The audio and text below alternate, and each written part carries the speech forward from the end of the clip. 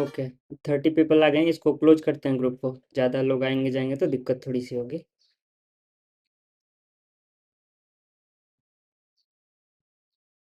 या फिर वेट कर लेते हैं थोड़ी देर। ओके, पहले आप लोग बताओ, आप लोग क्लास करके आ रहे हो, मतलब कितने लोग क्लास किए हो, कितने लोग नहीं कर पाए हो?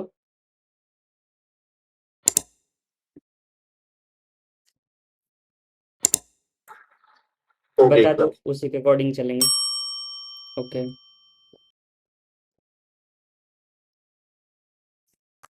सब लोग किए हुए है क्लास में? मैंने तो किया हो सर, मतलब प्लेन का पहला पार्ट देख रहा हूँ, उससे अच्छा आगे नहीं देख रहा। अच्छा। ओके, हाँ प्लेन तक ही तो करना था। उसके आगे एनएलएम का एक्चुअली आज मैंने क्वेश्चन देखा, एनएलएम से अच्छा अच्छा क्वेश्चन पूछा है, स्पेशली फ्रिक्शन बैंकिंग ये सब से। तो उसको थोड़ा सा एक बार अच्छे से डिटेल में थोड़ा करना पड़ेगा, क्योंकि देखो हम लोग ट्रेंड वगैरह पे तो नहीं जा सकते ना, क्योंकि पता नहीं क्या होगा अचानक से, अगर मान लो किसी एक शिफ्ट में किसका कौन सा शिफ्ट पड़ेगा ये तो पता नहीं। किसी एक शिफ्ट में मान लो उसी पोर्शन से बहुत ज़्यादा पूछ लिया और बाई लक उसी शिफ्ट में पड़ जाए, तो ऐसे में दिक्कत हो जाएगी काफ़ी ज़्यादा। ट्रेंड में भी आप लोग देखोगे तो कुछ चैप्टर को छोड़ दो तो कोई कंसिस्टेंसी नहीं है, मतलब कि रैंडमली किसी न किसी सेशन में वो लोग पूछ ही ले रहे हैं। ओके, एक्चुअली देखो मैं अभी पूरा रिवाइज कराने वाला हूँ, जितना चैप्टर वहाँ पे है ना, यूनिट डायमेंशन मेजरमेंट, और उसके बाद जो था हमारा वेक्टर बेसिक कैलकुलस, और नेक्स्ट हमारा एक और था हाँ, मोशन इन वन डायमेंशन और मोशन इन प्लेन। ये सारा अच्छे से रिवाइज करने वाले हैं। और उससे पहले मतलब अगर आप लोग में से किसी को डाउट है किसी स्पेसिफिक टॉपिक में तो वो आप लोग पूछ सकते हो।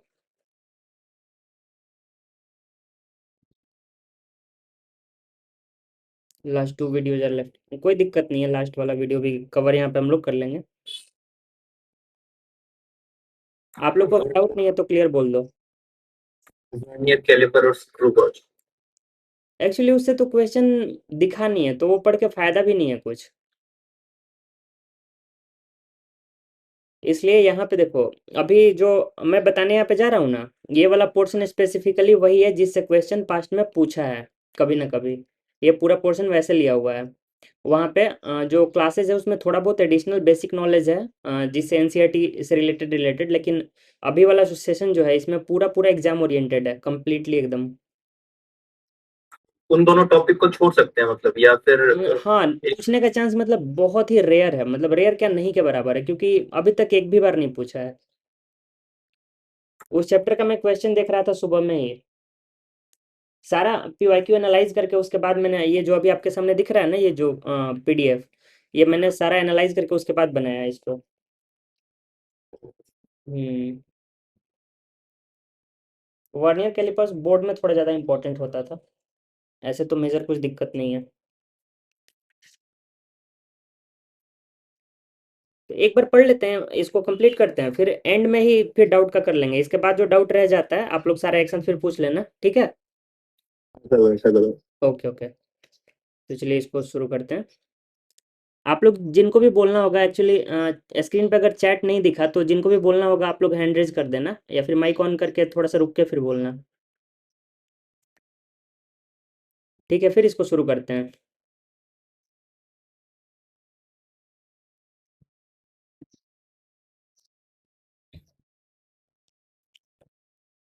साथ साथ मैं आपको क्वेश्चन भी बताऊंगा कुछ कुछ, ठीक है, जो पिछले सालों में पूछा है। आप लोग में से कितने लोग पीवाईक्यू देख चुके हो, मतलब चैप्टर वाइज इस चैप्टर से कितने पीवाईक्यूज पूछे हैं ये सब? सबसे पहले मैं बात कर रहा हूँ यूनिट एंड डायमेंशन की, यूनिट एंड मेजरमेंट दोनों मिला के।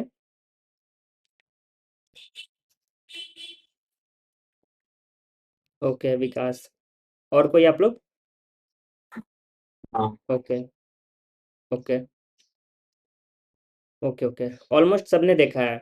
तो आप एक चीज नोटिस किए होगे, क्वेश्चन का पैटर्न जो थोड़ा सा है ना, थोड़ा सा रैंडम है, जैसे कि कभी कोई क्वेश्चन बिल्कुल ही इजी हो जाता है, मतलब बिल्कुल देखते ही आप उसका आंसर कर दोगे, कोई कोई क्वेश्चन थोड़ा सा कैलकुलेटिव हो गया है। तो ऐसे ही मतलब क्वेश्चन है। अब जैसे पहला क्वेश्चन ये देखो, जैसे लोग पूछते हैं कि डायमेंशन सारे, मतलब जितना भी हम लोग देखते हैं फिजिकल क्वांटिटी सबका करना जरूरी है। तो ये 2023 का डायरेक्ट जो क्वेश्चन पूछा था, the dimension of thermal conductivity are. तब देखो इसके लिए पहले तो थर्मल कंडक्टिविटी का फॉर्मूला मालूम होना चाहिए। और फिर आप लोग डायमेंशन कैलकुलेट करोगे, क्योंकि सारे क्वांटिटीज़ का डायरेक्टली डायमेंशन तो आप लोग याद नहीं कर पाओगे, क्योंकि इतने सारे क्वांटिटीज़ हैं, सबका डायमेंशन अगर याद करने बैठोगे तो फिर मुश्किल हो जाएगी। तो ऐसे में फॉर्मूला के साथ साथ डायमेंशन निकालते हुए चलोगे। तो आपको अगर फॉर्मूला पता है, बेसिक डायमेंशन पता है, सबसे मतलब इम्पोर्टेंट इसमें कुछ कुछ है हमारा, जैसे फोर्स का डायमेंशन है वो बहुत इंपॉर्टेंट है। तो आप लोग कुछ कुछ जो बेसिक वाला है वो याद कर लो, और उसके हेल्प से सारा डायमेंशन कैलकुलेट हो जाएगा। जैसे जैसे हम लोग चैप्टर में आगे बढ़ रहे हैं ना, फॉर्मूला जैसे जैसे आएगा, फॉर्मूला के साथ भी हम लोग सीखते रहेंगे डायमेंशन निकालना। तो आज वाला हम लोग ये पहले समझ लेते हैं एक बार, ठीक है, फिर उसके बाद क्वेश्चन कुछ देखते हैं। तो देखो ये मैंने नोट बना दिया, ये बेसिकली आप लोग के पढ़ने के लिए है। जैसे कि हमारा जो 7 जो बेस एसआई यूनिट है, जैसे एक बार तो डायरेक्टली क्वेश्चन पूछा था इसमें से कौन सा एसआई यूनिट नहीं है, 4 ऑप्शन दे दिया था, किलोग्राम, एम्पियर, लीटर और केल्विन। तो आप लोग यहाँ पे देख सकते हो, ये 7 जो है हमारा, ये बेस यूनिट है। और इसमें मतलब कुछ करना नहीं है, डायरेक्टली आपको याद करना है। एक चीज में कंफ्यूजन यहाँ रहता है, जो इलेक्ट्रिक करंट है ना, ये हमारा एसआई यूनिट है, लेकिन चार्ज जो हमारा है, चार्ज के लिए जो क्यू होता है, वो एसआई यूनिट नहीं है। वो हमारा डिराइव्ड टाइप का यूनिट है, मतलब वो सेकेंडरी एसआई यूनिट है। जो बेस एसआई यूनिट है वो ये 7 है। और इसमें भी डेफिनेशन सबका ऐसा भी हो सकता है कि डेफिनेशन डायरेक्टली पूछे कि किसी एक यूनिट का डेफिनेशन क्या है। तो ये सारा एनसीईआरटी में दिया हुआ रहता है। तो जैसे जैसे जो भी हमारा यूनिट आता है ना चैप्टर में, जैसा कि करंट आया है, तो इसका डेफिनेशन आपको मैग्नेटिज्म चैप्टर में मिल जाएगा। मैग्नेटिज्म वाला जो नोट्स रहेगा वहाँ पे एम्पियर का डेफिनेशन मिल जाएगा, कूलम का डेफिनेशन मिल जाएगा। तो वो चीज़ आप लोग ध्यान रखना, क्योंकि इसका आदत थोड़ा ऐसा है कि मतलब डायरेक्ट उठा के बिल्कुल सेम लाइन चिपका देगा क्वेश्चन में। नेक्स्ट देखो, अब टेम्परेचर के लिए केल्विन हो गया हमारा, अमाउंट ऑफ सब्सटेंस ये मोल वाला। और एक चीज आप लोग ध्यान रखना, एक बार एक क्वेश्चन पूछा था उसमें ना, वो एवोगैड्रो नंबर का वैल्यू यूज किया था। तो जो लोग केमिस्ट्री से नहीं होंगे वो मे भी भूल भी गए होंगे। तो एवोगैड्रो नंबर का वैल्यू मतलब कॉन्स्टेंट्स का वैल्यू थोड़ा सा याद करना पड़ेगा, क्योंकि इसमें देता नहीं है जनरली। अगर दे दे तो रेयर फिनोमेना है, लेकिन ऐसे याद करना होगा। तो एवोगैड्रो नंबर वगैरह हो गया, ये सब याद करना है। नेक्स्ट देखो, ये आप लोग के पढ़ने के लिए है, तो इसको आप लोग आराम से पढ़ना, यहाँ पे सारा अच्छे से लिखा हुआ है। नेक्स्ट ये हमारा है डिराइव्ड एसआई यूनिट्स, मतलब ऐसा यूनिट जो हमारे दूसरे यूनिट्स को, बेस यूनिट्स को मिला के बनता है, वो हो गया हमारे डिराइव्ड यूनिट्स। और डिराइव्ड यूनिट्स में तो बहुत सारे हैं हमारे पास, लंबी लिस्ट है। इसमें से जो इम्पोर्टेंट इम्पोर्टेंट जो हम लोग कंसिडर करते हैं वो ये सारी हैं। और देखो ये जो फोर्स वाला है ना, फोर्स का सबसे ज़्यादा यूज होता है ऑलमोस्ट पूरे फिजिक्स में, और ये फोर्स सबसे ज़्यादा आपको हेल्प करता है डायमेंशन कैलकुलेट करने में किसी भी दूसरे क्वांटिटी का। तो इसलिए फोर्स का डायमेंशन भी आगे हम लोग देखते हैं, वो आप लोग ध्यान रखना। तो चलिए हम लोग आगे समझने वाले पार्ट में बढ़ते हैं। ये सारा आप लोग के पढ़ने के लिए मैं पीडीएफ में दे दूंगा ये वाला सेम, आप लोग आराम से इसको पढ़ना। और इसमें मतलब मेजरली ये सब चीज़ याद करने वाला है। और एक चीज यहाँ से देखना है, यहाँ से एक क्वेश्चन पूछ सकता है जो मैं आपको बता दे रहा हूँ। ये यूनिट कन्वर्जन वाला जो पार्ट है ना, यहाँ से क्वेश्चन पूछ सकता है। और जनरली जैसे सीजीएस वगैरह में या फिर एफपीएस में जो हमारा सिस्टम है वो तो आप लोग जानते हो ना, हमारा ऐसा ही फॉलो करता है एमकेएस सिस्टम को। और उसके अलावा हमारी सिस्टम्स और होती हैं, सीजीएस होती है जिसमें सेंटीमीटर हमारा हो जाता है, ग्राम हो जाता है, सेकंड हो जाता है। ये जो 3 यूनिट है ना ऊपर में हमारी, ये वाली, ये 3 यूनिट मिला के ये सबसे बेसिक यूनिट्स हैं। और इनका अलग अलग सिस्टम है। जैसे एम के एस में क्या होता है, ये एम हो गया, ये केजी हो गया, ये सेकंड हो गया। ये एम के एस सिस्टम हमारा एसआई में एक्सेप्ट किया हुआ है।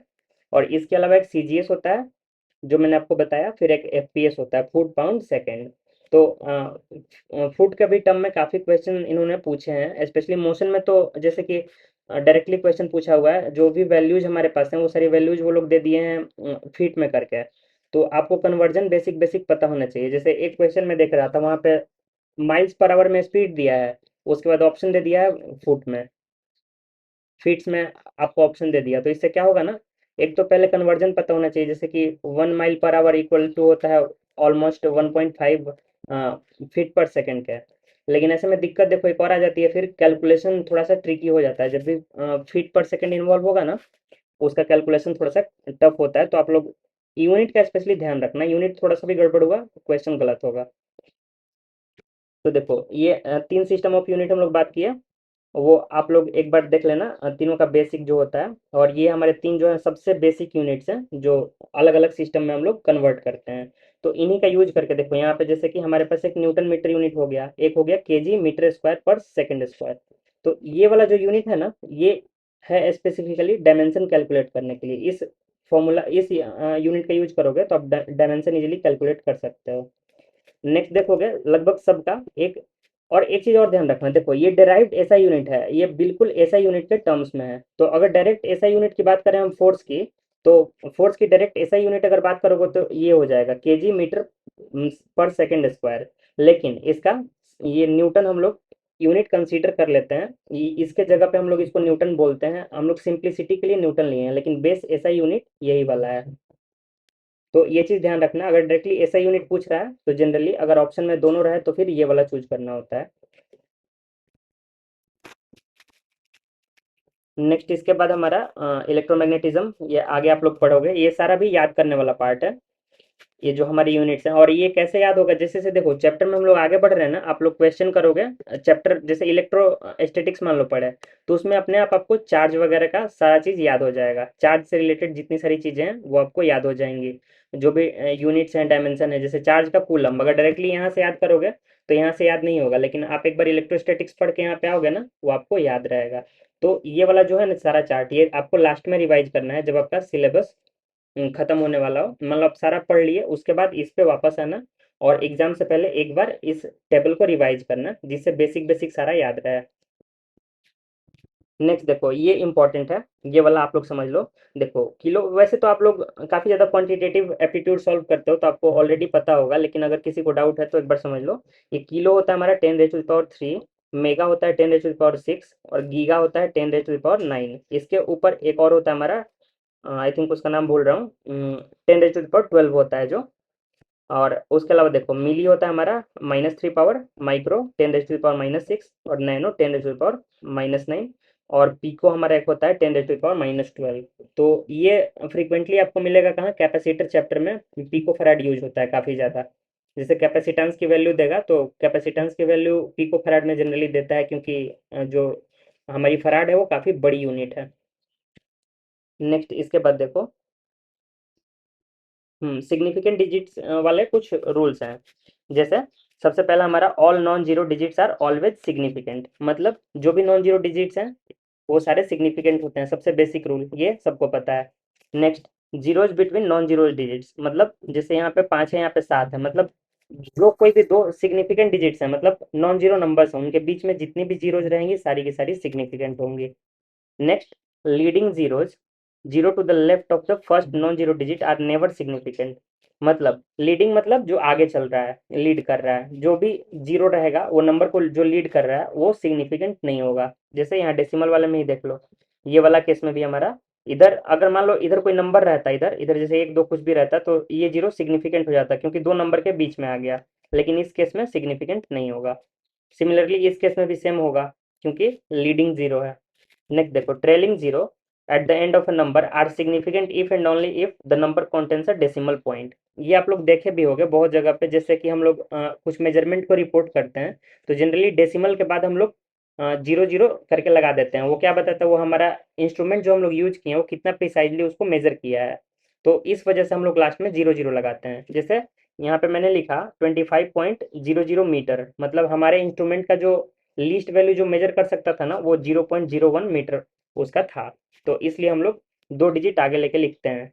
तो देखो इसीलिए जब भी डेसिमल के बाद डायरेक्टली जीरो आ रही है वो सारी सिग्निफिकेंट होंगी, लेकिन कंडीशन यह है कि डेसिमल से पहले कोई भी एक नॉन जीरो नंबर रहना चाहिए। नेक्स्ट हमारा है, यहाँ पे देखो 2500 is ambiguous, it could have 2 3 4 significant digit without more information और कॉन्टेक्स्ट। वी यूज, हाँ ये सिंपल सेम रूल हमें फॉलो करना है, यहाँ भी 2 सिग्निफिकेंट डिजिट्स होंगी, क्यों, क्योंकि यहाँ डेसिमल प्लेस नहीं है, अगर डेसिमल रहता तब तो फिर 4 होती, लेकिन ये 2 ही होंगी। नेक्स्ट देखो, सबसे इजी वे होता है, इसमें अगर कुछ भी डाउट होता है तो हमें यूज करना चाहिए साइंटिफिक नोटेशन। साइंटिफिक नोटेशन में सबसे खास बात यह है ना कि ये जितना, ये जो हमारा मेन मल्टीप्लायर होता है ना, ये वाला इधर वाला, जो हमारा इधर का नंबर होगा बस वही, उसमें जितनी भी डिजिट रहे वो सिग्निफिकेंट होंगी, उसके अलावा सारा नॉन सिग्निफिकेंट। देखो यहाँ पे जैसे कि एक्सप्लिसिट एक डेसिमल पॉइंट यहाँ पे लगा दिया, अब डेसिमल पॉइंट लगाने से हुआ क्या कि ये सारी डिजिट्स हमारी जीरो जीरो जो थी वो भी सिग्निफिकेंट हो गई। नेक्स्ट देखो, एडिशन और सब्ट्रैक्शन में कैसे होता है, तो इसमें जैसे हमने यहाँ पे क्या किया, the result should be rounded to the same number of decimal places at the measurement with the fewest decimal place. देखो इसका रीजन क्या होता है, जैसे सबसे कम डेसिमल प्लेस किसी में है ना, मतलब सबसे लीस्ट प्रिसाइज जो हमारा डेटा है वही वाला है जिसमें सबसे कम डेसिमल प्लेस है। देखो ये वाला डेसिमल के बाद हमारा जितना ज़्यादा वहाँ पे डिजिट्स रहेगा, वो हमारा ऑब्जर्वेशन जो है उतना ज़्यादा एक्यूरेट होने का चांसेस रहेगा। तो ये जो सबसे छोटा वाला है ना, सबसे छोटा का मतलब इसमें सबसे ज़्यादा चांसेस है कि हमारा इसके बाद का कोई भी डिजिट लेंगे तो एक्यूरेसी हमारी कम हो जाएगी। इस वजह से जो सबसे छोटा वाला होता है ना डेसिमल के बाद सबसे जो मतलब कम प्लेस वाला नंबर होता है, हम लोग उसी के अकॉर्डिंग अपना राउंड ऑफ करते हैं फाइनल रिजल्ट को। देखो यहाँ पे वही किया है, 114.0 लास्ट वाला जो है इसके अकॉर्डिंग कर दिया है। डेसिमल के बाद जो सबसे लीस्ट नंबर ऑफ डिजिट जहाँ पे रहेगा उसके अकॉर्डिंग इसको राउंड ऑफ कर देंगे।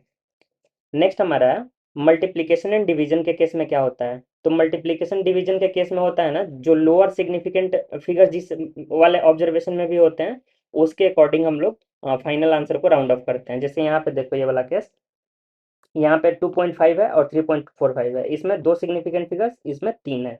तो जो हमारा रिजल्ट आएगा ना फाइनल रिजल्ट 8.625, इसको हम लोग इसके अकॉर्डिंग राउंड ऑफ करेंगे। ये मल्टीप्लीकेशन का बेसिक रूल है। तो इसके अकॉर्डिंग चलेंगे मल्टीप्लीकेशन या डिवीजन दोनों के केस में। नेक्स्ट देखो ये तो हमारा एक्सेलरेशन ड्यू टू ग्रेविटी है, इसके बारे में हम लोग थोड़ा सा आगे पढ़ेंगे। देखो राउंडिंग का रूल जो हमारा होता है, इसका रूल ये है कि अगर ग्रेटर देन 5 नंबर है, मतलब जैसे यहाँ पे देखो जो लास्ट प्लेस पे हमारा नंबर है वो ग्रेटर देन 5 है, तो सिंपली यहाँ पे जो नंबर है उसको हम लोग एक ये कर देंगे, एक ऊपर कर देंगे। मतलब ये हमारा हो जाएगा, एक्चुअली थ्री सिग्निफिकेंट फिगर में करना है तो हाँ, तो ये वाला नंबर देखेंगे 7 है यहाँ पे, तो 7 5 से बड़ा है तो हम लोग सिंपली 6 में एक ऐड कर देंगे। नेक्स्ट हमारा है अगर लेस देन 5 है, उस केस में क्या करेंगे। तो देखो यहाँ पे थ्री सिग्निफिकेंट फिगर में करना है ना, तो देखो ये 6 के जस्ट बाद वाले नंबर को हम लोग देखेंगे, ये 4 है मतलब 5 से कम है, तो इसको हम एज इट इज छोड़ देंगे। 6 है 6 ही रहेगा, इसको हम लोग चेंज नहीं करेंगे।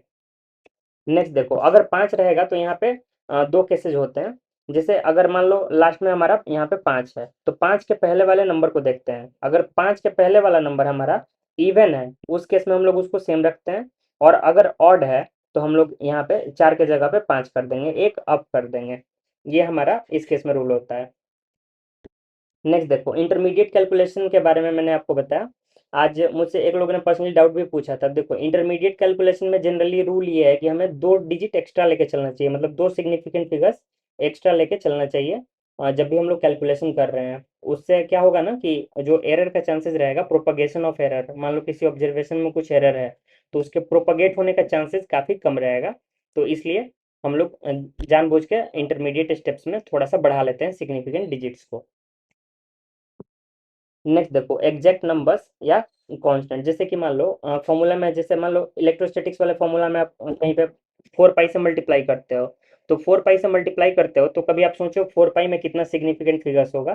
तो इसका रूल ये होता है कि कहीं भी अगर एक एग्जैक्ट नंबर है ना, जैसे कि 4 पाई में मान लो 4 है, तो 4 का इनफाइनाइट सिग्निफिकेंट डिजिट्स होता है, सिग्निफिकेंट फिगर्स होता है। उसमें आप जितना मन करे उतना उसको 4.00 करके जितना मन करे उतना आप लिख सकते हो। आप बाकी जो हमारे पास ऑब्जर्व वैल्यूज हैं, जो आप एक्सपेरिमेंटली या फिर आपको डेटा दिया हुआ है क्वेश्चन में, आपको उसके अकॉर्डिंग जाना है। कभी भी राउंडिंग ऑफ आप कोई भी एग्जैक्ट नंबर के हिसाब से नहीं कर सकते हो। नेक्स्ट फिजिकल कांस्टेंट का कैसे लेना है। तो फिजिकल कांस्टेंट के केस में भी बस सिंपली समझो कि सेम रूल फॉलो होता है। अगर कोई फिजिकल कांस्टेंट है तो उसके लिए भी आपको अपने बाकी के डेटा पर रिलाई करना है। फिजिकल कांस्टेंट जो भी है उसका वैल्यू आप अलग अलग ले सकते हो। जैसे मान लो आपकी मैक्सिमम डेटा ऐसे दी हुई है कि आपको लग रहा है जी का वैल्यू मुझे 10 लेना चाहिए, तो उस केस में आप जी का वैल्यू 10 लोगे। लेकिन आपको दिख रहा है कहीं पे कि जो हमारी स्पीड है वो 19.6 दी हुई है, तो इसका मतलब आपको सिंपली समझना है कि वहाँ पे 9.8 करके लेना है। तो ये नॉर्मल ऑब्जर्वेशन है। क्वेश्चन जैसे जैसे आप लोग बनाओगे ना, आपको ये सारा चीज़ क्लियर होगा। तो यहाँ पे हमारा ये वाला पार्ट खत्म होता है, मेजरमेंट वाला। मेजरमेंट वाले पार्ट में आप लोग में से किसी को डाउट है तो एक बार बोल लो।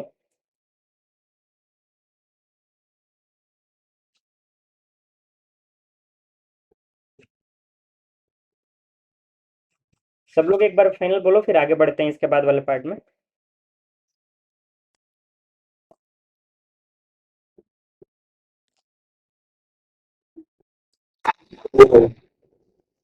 ओके, ठीक है, नेक्स्ट पार्ट में बढ़ते हैं। अब यहाँ पे हमारे पास है कि डायमेंशन के बारे में पढ़ते हैं, डायमेंशन जिससे क्वेश्चन वो लोग पूछते रहते हैं। तो डायमेंशन में भी सेम चीज़ है आपको। जब भी हम लोग क्लास कर रहे हैं ना, हम क्लास में कोई भी क्वांटिटी नया डिस्कस कर रहे हैं, जैसे मान लो नया मैग्नेटिक फील्ड डिस्कस किया, तो मैग्नेटिक फील्ड को आप ट्राई करो। जैसे मैग्नेटिक फील्ड का सबसे इजी मुझे लगता है याद करने के लिए फोर्स के टर्म में। फोर्स के टर्म में क्यों? क्योंकि फोर्स का मुझे डायमेंशन हमेशा याद रहता है, M L T raise to the power -2। तो अब एक बार फॉर्मूला पता है मुझे, फोर्स का फॉर्मूला पता है मैग्नेटिक फील्ड के टर्म में, क्यू वी बी। अब इसके हेल्प से इजीली मैग्नेटिक फील्ड का मेरे से डायमेंशन पूछेगा, इजीली कैलकुलेट कर सकते हैं ना। तो ऐसे आपको जो भी इजी लगता है, कोई एक टर्म, ऐसा टर्म आप याद करो जो कि थोड़ा ऐसा हो कि जो हर जगह पे वैलिड हो। जैसे फोर्स सबसे इस मामले में अच्छा टर्म है। फोर्स का डायमेंशन अगर आप याद करते हो, तो देखो कहीं पे एनर्जी के टर्म में कुछ आ गया, तब भी आप क्या करोगे? डायरेक्टली फोर्स इंटू डिस्प्लेसमेंट कर लोगे, तो एनर्जी भी हो गया। अगर पावर आ गया तो force into displacement divide by time. तो मतलब हर चीज कवर हो जाता है फोर्स वाले से, इसलिए मुझे अच्छा लगता है फोर्स का डायमेंशन याद कर लो, बाकी का उसके टर्म में इजिली याद हो जाता है। नेक्स्ट देखो, यहाँ पे फिजिकल क्वांटिटीज हमारे पास जो भी हैं ये हम लोग ऊपर ऑलरेडी पढ़ चुके हैं। और डेराइव्ड क्वांटिटी आप लोग को समझाया, जो भी हमारे फंडामेंटल क्वांटिटीज के टर्म में हम लोग एक्सप्लेन कर सकें ऐसी क्वांटिटीज, वो हमारी डेराइव्ड क्वांटिटीज हैं। नेक्स्ट डायमेंशन क्या होता है? The power to which the fundamental quantities must be raise to represent physical quantity. देखो ये छोटा छोटा चीज है ये वाला, मतलब लाइन थोड़ा सा दिमाग में एक रखना कि जैसे स्टेटमेंट बेस्ड क्वेश्चन अगर दे दे डायमेंशन क्या होता है, वहां पे अगर स्टेटमेंट आपको दे दे तीन चार, तो आपको बेसिक आइडिया होना चाहिए कि ये मतलब बोल क्या रहा है। तो उसके लिए एक बार ये लोग आप लोग मतलब खुद से पढ़ना एग्जाम से पहले, ताकि उस टाइम ये दिमाग में रहेगा बेसिक डेफिनेशन। क्योंकि स्टैंडर्ड अगर डेफिनेशन वाइज दे दिया, तो फिर उस केस में आप लोग चूज कर पाओ, इसलिए क्योंकि क्वेश्चन बनाना हमें आता है, लेकिन अगर डायरेक्टली जैसे कुछ क्वेश्चन पूछे उस केस में फंस सकते हैं। नेक्स्ट देखो, डायमेंशनल फॉर्मूला को रिप्रेजेंट करते हैं हम लोग ये बड़े वाले क्लोज ब्रैकेट के साथ। अब इसके अंदर में हमारी जो भी बेस यूनिट्स है ना, उनका हम लोग यूज करते हैं, जो भी बेस एसआई यूनिट्स हैं उनका हम लोग यूज करते हैं। और उनका देखो ये सारा सिंबल होता है, एम एल टी ए। ये हमारा इसके लिए हो गया, करंट के लिए। और नेक्स्ट हमारा के केल्विन के लिए। तो ऐसे ये सारा हमारा जो होता है, इसी के पावर में हम सब कुछ को रिप्रेजेंट करते हैं। जितनी भी सारी हमारी डायमेंशन है किसी भी क्वांटिटी की, वो इन्हीं बेस के टर्म में आप लोग रिप्रेजेंट करते हो पावर यूज करके। जैसे देखो यहाँ पे डायमेंशनल फॉर्मूला फॉर वेलोसिटी, तो वेलोसिटी का आपको अगर यूनिट याद है, मीटर पर सेकंड, मीटर पर सेकंड होता है। अब देखो मीटर के कॉरेस्पॉन्डिंग लेंथ यानी कि एल, और सेकंड के कॉरेस्पॉन्डिंग टी यानी कि टाइम। तो एल टी, टी नीचे में आता है ना, तो पावर -1। तो ऐसे करके कर सकते हो। अब डायमेंशन से क्वेश्चन एक तो हमारा वो पूछा है, टोटल दो क्वेश्चन, और हाँ, और एक हमारा आगे आएगा प्रिंसिपल ऑफ होमोजीनिटी, उससे क्वेश्चन पूछा है तीन चार करीब। तो चलो आगे इसमें बढ़ते हैं। Dimension of common physical quantities. तो देखो ये याद करने तो नहीं बोलूंगा, लेकिन मतलब अगर आपको कुछ इसमें नया लगे तो एक बार जब आप पढ़ोगे तो आपको ये चीज समझ में आएगी। इसमें मेजरली याद नहीं करना है, क्योंकि आपको इधर का ये वाला फॉर्मूला जो है ना, ये आप सभी को याद होगा, ये मुझे पता है। तो आपको अगर ये याद है ना, आपको पता है लेंथ क्या होता है, लेंथ का जो हमारा डायमेंशन होता है एल होता है, विड्थ भी सेम एल होता है। तो आपको ऑटोमेटिकली पता है इसका एल स्क्वायर होगा। तो ये सारा चीज याद करने वाला नहीं है। यहाँ पे अगर कुछ नया दिखता है तो नीचे देखते हैं, देखो। हाँ, जैसे कि कुछ डायमेंशनलेस क्वांटिटीज हैं, वो कुछ फिक्स्ड क्वांटिटीज हैं, वो आप लोग याद करना। जैसे कि देखो एक यहाँ पे आ गया स्ट्रेन। जैसे स्ट्रेन है हमारा, ये डायमेंशनलेस क्वांटिटी है, इसका 1 आ जाता है फाइनल, यानी कि सबका पावर 0, तो डायमेंशनलेस। ये क्वेश्चन पूछ चुका है। उसने क्वांटिटीज दी थी हमारे पास चार: refractive index, moment of inertia, strain और सरफेस टेंशन। और पूछा था इसमें से कौन कौन सा डायमेंशनलेस क्वांटिटी है। आई होप आप सभी ने बनाया होगा ये क्वेश्चन।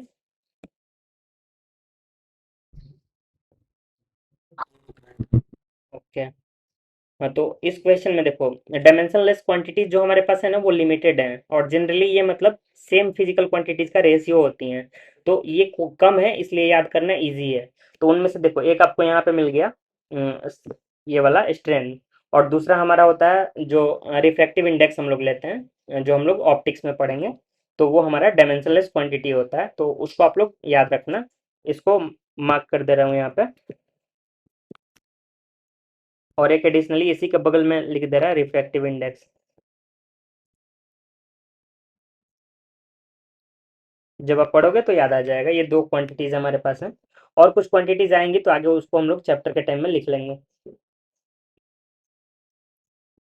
नेक्स्ट देखो, सारा यहाँ पे जो भी है, आई होप आपको फॉर्मूला पता होगा, और कुछ का नहीं पता होगा वो आपको आगे पता चल जाएगा। जैसे प्लैंक्स कांस्टेंट अभी तक हम लोग यूज नहीं किए हैं, लेकिन हम लोग मॉडर्न फिजिक्स में जाने वाले हैं, वहाँ पे यूज करेंगे। साथ ही ये सारा फ्लूइड डायनेमिक्स में आएगा, फ्लूइड मैकेनिक्स में, तो वहाँ पे देख लेंगे। हाँ, यहाँ पे एक्चुअली लिखा हुआ है, quantities like angle, strain, refractive index, relative density are dimensionless, having dimension 1। तो ये चीज आप लोग एग्जाम से पहले पढ़ लेना, इसको ध्यान से, इसको छोड़ के नहीं जाना, क्योंकि डायमेंशन वाली क्वांटिटीज बहुत सारी हैं, लेकिन डायमेंशनलेस लिमिटेड है। नेक्स्ट देखो, principle of homogeneity of dimensions. तो इसका सीधा सीधा मतलब है, इसमें इतना सारा लिखा हुआ है, आप मन करे तो पढ़ना, मैं सीधा सीधा समझा देता हूँ होता क्या है। जैसे इसका कहना यही है कि अगर एक कोई फॉर्मूला मान लो लिखा हुआ है, जैसे कि v equals to u plus a t, इस फॉर्मूला में जो हर एक इंडिविजुअल टर्म है, जैसे कि मान लो यहाँ पे v equals to u plus a t मैंने लिख दिया, तो जो हर एक इंडिविजुअल टर्म जो हमारा ऐड हो रहा है, देखो इसका डायमेंशन और इसका डायमेंशन सारा सेम होना चाहिए, तभी ये इक्वेशन जो है हमारा वो डायमेंशनली कंसिस्टेंट होगा। ये इसका बेसिक मीनिंग होता है। तो आपको बस इतना ध्यान रखना है कि कोई भी फॉर्मूला दे दिया, बस अगर मान लो यहाँ पे कुछ कांस्टेंट है वो मल्टीप्लाई करके कुछ और, जैसे ए टाइम्स यू कर दिया, या फिर यहाँ पे एक्सेलरेशन को ये करके कुछ मतलब कांस्टेंट दे दिया, तो आपको बस इतना ध्यान रखना है, इस क्वांटिटी का, इस क्वांटिटी का, इस क्वांटिटी का, जितनी भी क्वांटिटी हम ऐड कर रहे हैं या फिर सब्ट्रैक्ट कर रहे हैं, सबका जो डायमेंशन होगा वो यूनिफॉर्म होना चाहिए, सेम होना चाहिए, अदरवाइज ये जो इक्वेशन है ना, वो वैलिड ही नहीं होगा, डायमेंशनली इनकॉन्सिस्टेंट हो जाएगा। और इसी पे एक स्टेटमेंट आता है, कोई भी जो हमारा फिजिकल इक्वेशन है ना, मतलब फिजिक्स का इक्वेशन है, वो सारा डायमेंशनली कंसिस्टेंट होना कंपलसरी है। अगर डायमेंशनली कंसिस्टेंट नहीं है तो फिर वो ऐसे मतलब फॉर्मूला वो रहेगा ही नहीं हमारा, वो फिजिक्स का इक्वेशन नहीं बनेगा। नेक्स्ट देखो, इसका यूज क्या होता है डायमेंशनल एनालिसिस का। तो डायमेंशनल एनालिसिस का यूज हम लोग करते हैं कुछ फॉर्मूला वगैरह डिराइव करने के लिए, लेकिन आपको फॉर्मूला डिराइव करने नहीं देगा, तो इसलिए दिक्कत नहीं है। एनसीईआरटी का बेसिक एग्जांपल ये वाला पेंडुलम वाला है। आप लोग में से कितने लोग को पेंडुलम का टाइम पीरियड याद है? टाइम पीरियड का फॉर्मूला डायरेक्ट। ओके। और अगर जो हमारा ये ग्रेविटेशनल पेंडुलम होता है, इसके जगह पर अगर हम लोग स्प्रिंग बैलेंस वाला पेंडुलम यूज कर लें तो?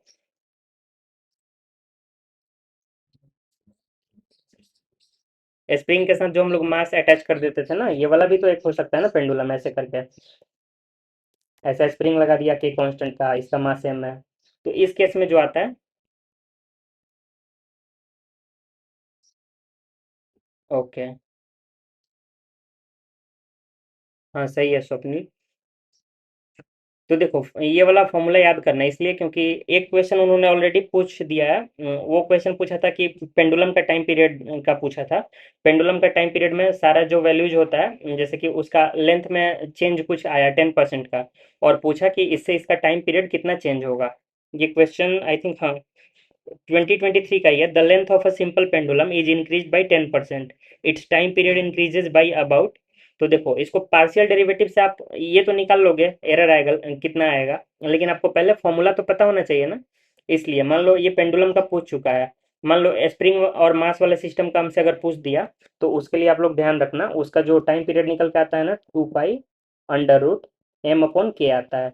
तो मान लो वो दे दे आपको ऐसा कि मास को मेजर किया, मास में कुछ 10% का एरर था, और के में हमारा 5% का एरर था। तो ऐसा कुछ करके अगर आपको दे, तो आप लोग इस फॉर्मूला और फिर हमारा पार्शियल डेरिवेटिव का यूज करके इसको बना सकते हो। ठीक है, तो आगे बढ़ते हैं इसमें।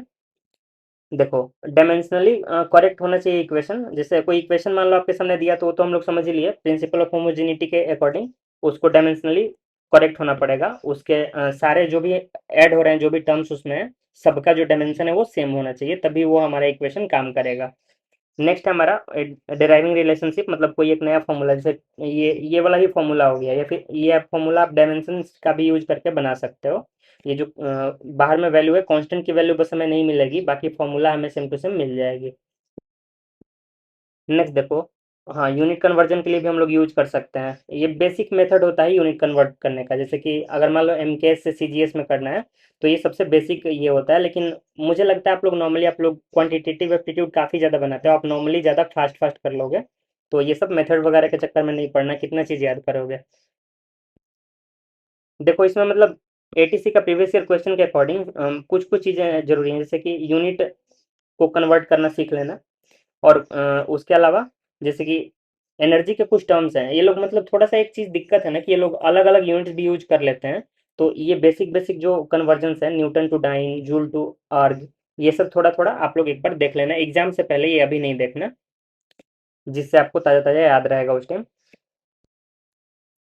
देखो लिमिटेशन है कुछ डायमेंशनल एनालिसिस का, इसका लिमिटेशन मेनली ये होता है कि इससे आप कांस्टेंट का वैल्यू नहीं निकाल सकते हो। जैसे कि आपको पेंडुलम का टाइम पीरियड का मतलब एक तरह से वो फॉर्मूला मिल जाएगा कि प्रोपोर्शनल है, ऐसे ऐसे है, अंडर रूट एल अपॉन जी टाइम, और बाहर में के मिल जाएगा, लेकिन के का वैल्यू आपको इस मेथड से नहीं मिलता है।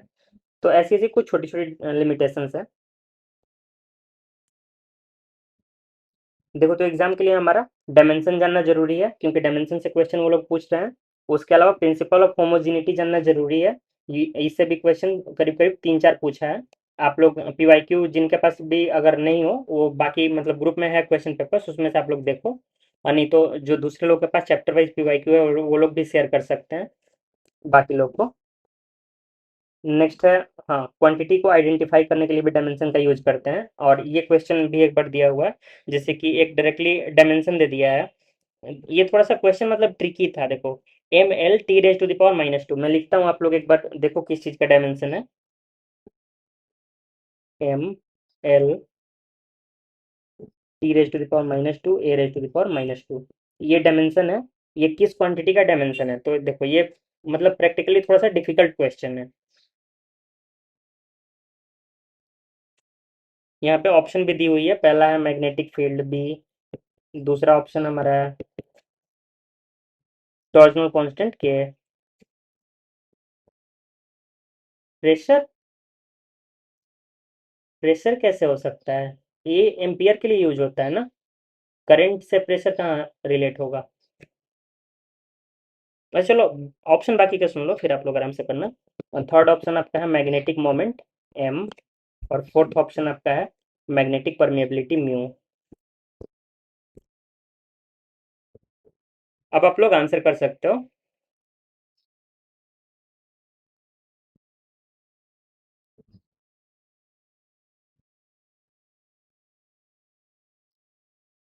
नहीं नहीं, डायमेंशन में हमारा बेस यूनिट में एरिया थोड़ी आता है, एरिया तो एल स्क्वायर से हम लोग रिप्रेजेंट करेंगे ना। हाँ, permeability of free space, right. हाँ तो देखो, ये कैलकुलेट करने का मतलब ये है ना कि इसको आप लोग कंप्लीटली डायरेक्टली कैलकुलेट नहीं करोगे, यहाँ पे थोड़ा थोड़ा अंदाजा आप लगाओगे। वो कैसे लगाओगे, आप अपना फॉर्मूला वाला पार्ट यूज करोगे। देखो M L T raise to the power -2 यहाँ पे दिख रहा है ना, मैंने आपको थोड़ा देर पहले बोला था ना कि फोर्स काफी काम आता है। ये फोर्स जैसा कुछ दिख रहा है, फोर्स के साथ यहाँ पे डिवाइड किया हुआ है आई स्क्वायर। कुछ कुछ याद आ रहा होगा आपको, दो वायर्स के बीच में फोर्स आता था के I1 I2 अपॉन आर, ऐसा कुछ आता था हमारे पास।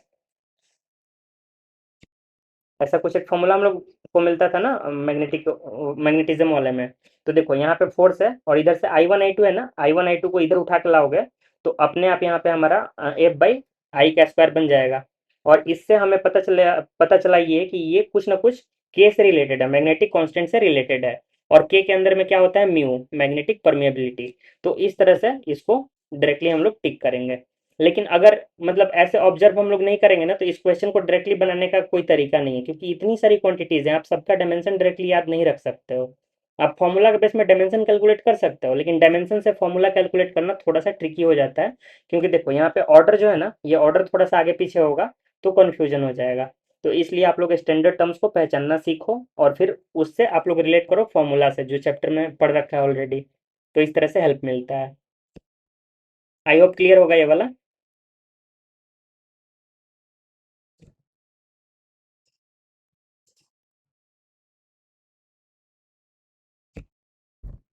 चलो आगे बढ़ते हैं इसके।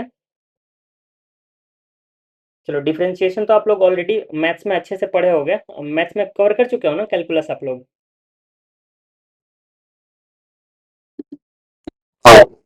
ओके, तो चलो एज्यूम करके चल रहे हैं कैलकुलस आप लोग अच्छे से कवर किए हो, फिर यहाँ मेजर कुछ डिस्कशन करने वाला नहीं है, ये मैंने आपके नोट्स के लिए बना दिया है।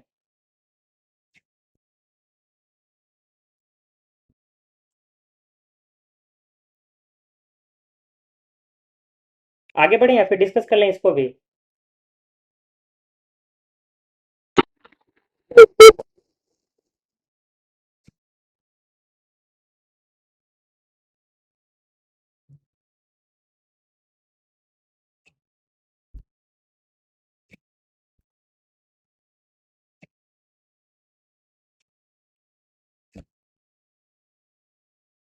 ओके, आप लोग कुछ भी नहीं बोल रहे, मतलब आप लोग सब पढ़ चुके हो ये वाला।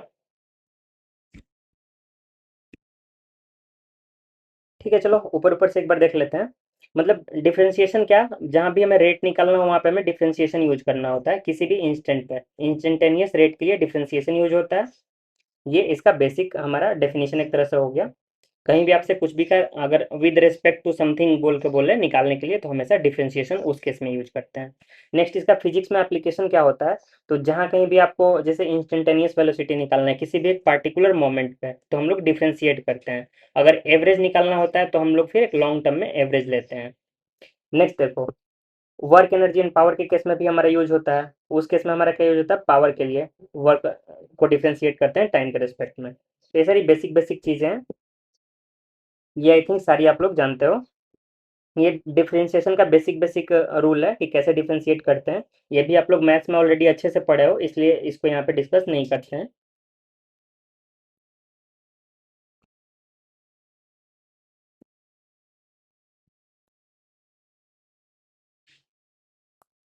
चलो एक बार वेक्टर को थोड़ा थोड़ा देख लेते हैं।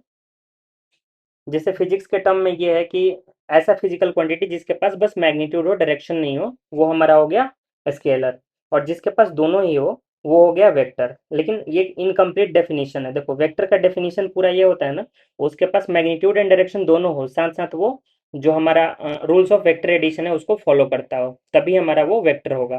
क्योंकि देखो एक एग्जांपल आपको देता हूँ, स्पीड ऑफ लाइट आपने देखा होगा ना, स्पीड ऑफ लाइट सी जो होता है, सी का हमें डायरेक्शन हम बोल सकते हैं कि लाइट का डायरेक्शन किधर की तरफ है, लेकिन फिर भी वो वेक्टर नहीं है। क्योंकि मान लो एक पॉइंट हो गया, इस पॉइंट पे मान लो दो डायरेक्शन से दो लाइट आया, एक लाइट इधर एक लाइट इधर, तो आप इस केस में वेक्टर एडिशन यूज नहीं कर सकते हो। ऑल्दो लाइट के स्पीड का डायरेक्शन हमें पता है यहाँ पे, लेकिन फिर भी हम लोग यूज नहीं कर सकते हैं। तो ऐसे केस में हम लोग क्या बोलते हैं कि वेक्टर का डेफिनेशन पूरा ये होता है कि मैग्नीट्यूड और डायरेक्शन तो हो, लेकिन साथ में वो लॉज ऑफ वेक्टर एडिशन को भी फॉलो करता हो। और जब लॉज की बात करते हैं तो दो लॉज हमारे पास हैं, एक है ट्रायंगल लॉ और दूसरा है पैरेललोग्राम लॉ। तो देखो ट्रायंगल लॉ क्या होता है, जैसे कि मान लो हमारे पास एक वेक्टर है, तो ट्रायंगल लॉ में करना ये होता है कि एक वेक्टर के ना हेड के साथ दूसरे वाले का टेल जोड़ना होता है, और फिर इनिशियल और फाइनल पॉइंट को मैच कराना होता है। तो देखो ये मान लो ए है ये बी है, तो ये रिजल्टेंट होता है। और पैरेललोग्राम लॉ में डिफरेंट क्या होता है, तो उसमें जो दोनों हमारी वेक्टर्स निकलती हैं ना वो सेम पॉइंट से निकलती हैं। जैसे हमारा ये ए हो गया और ये वाला बी हो गया, और इस केस में रिजल्टेंट जो आता है वो ऐसे आता है डायगोनल के अलोंग, ये हमारा रिजल्टेंट होता है। तो दो लॉज में बस डिफरेंस इतना ही है। आपसे अगर ऐसे कुछ क्वेश्चन पूछे कि पैरेललोग्राम लॉ और ट्रायंगल लॉ में क्या डिफरेंस है स्टेटमेंट के फॉर्म में, तो एनसीईआरटी के हिसाब से डिफरेंस बस इतना ही है कि ये जो है जैसे कि इसका जो हेड है और इसका टेल वो यहाँ पे कोइंसाइड करता है, और फिर हम लोग इसको फाइनली दोनों को ऐड करते हैं, दोनों मतलब लाइंस को ज्वाइन करते हैं, तो हमारा रिजल्टेंट वेक्टर मिलता है। जबकि पैरेललोग्राम लॉ में पैरेललोग्राम का जो डायगोनल होता है ना वो हमें देता है रिजल्टेंट वेक्टर। नेक्स्ट हमारे यहाँ पे कुछ टाइप ऑफ वेक्टर्स हैं, इक्वल वेक्टर निगेटिव वेक्टर, ये सब आप लोग ऑलरेडी मैथ्स में पढ़े होंगे। ट्रायंगल लॉ पैरेललोग्राम लॉ हमने समझ लिया शॉर्ट में।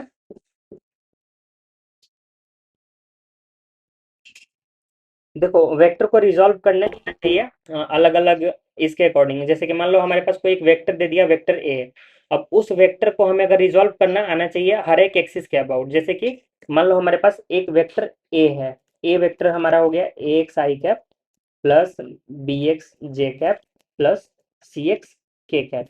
अब हमें इस वेक्टर को अगर रिजॉल्व करना है किसी भी एक एक्सिस के अलोंग, ये चीज हमें जानना जरूरी है और वो कैसे रिजॉल्व करते हैं, तो हम कंपोनेंट यूज करते हैं, कंपोनेंट निकालते हैं। और कंपोनेंट क्या निकल के आता है हमारा, यही वाला, ये सारा जो कंपोनेंट है ना, यही सारा हमारा किसी भी एक एक्सिस के अलोंग इसका रिजॉल्व करके जो आता है वो वैल्यू है।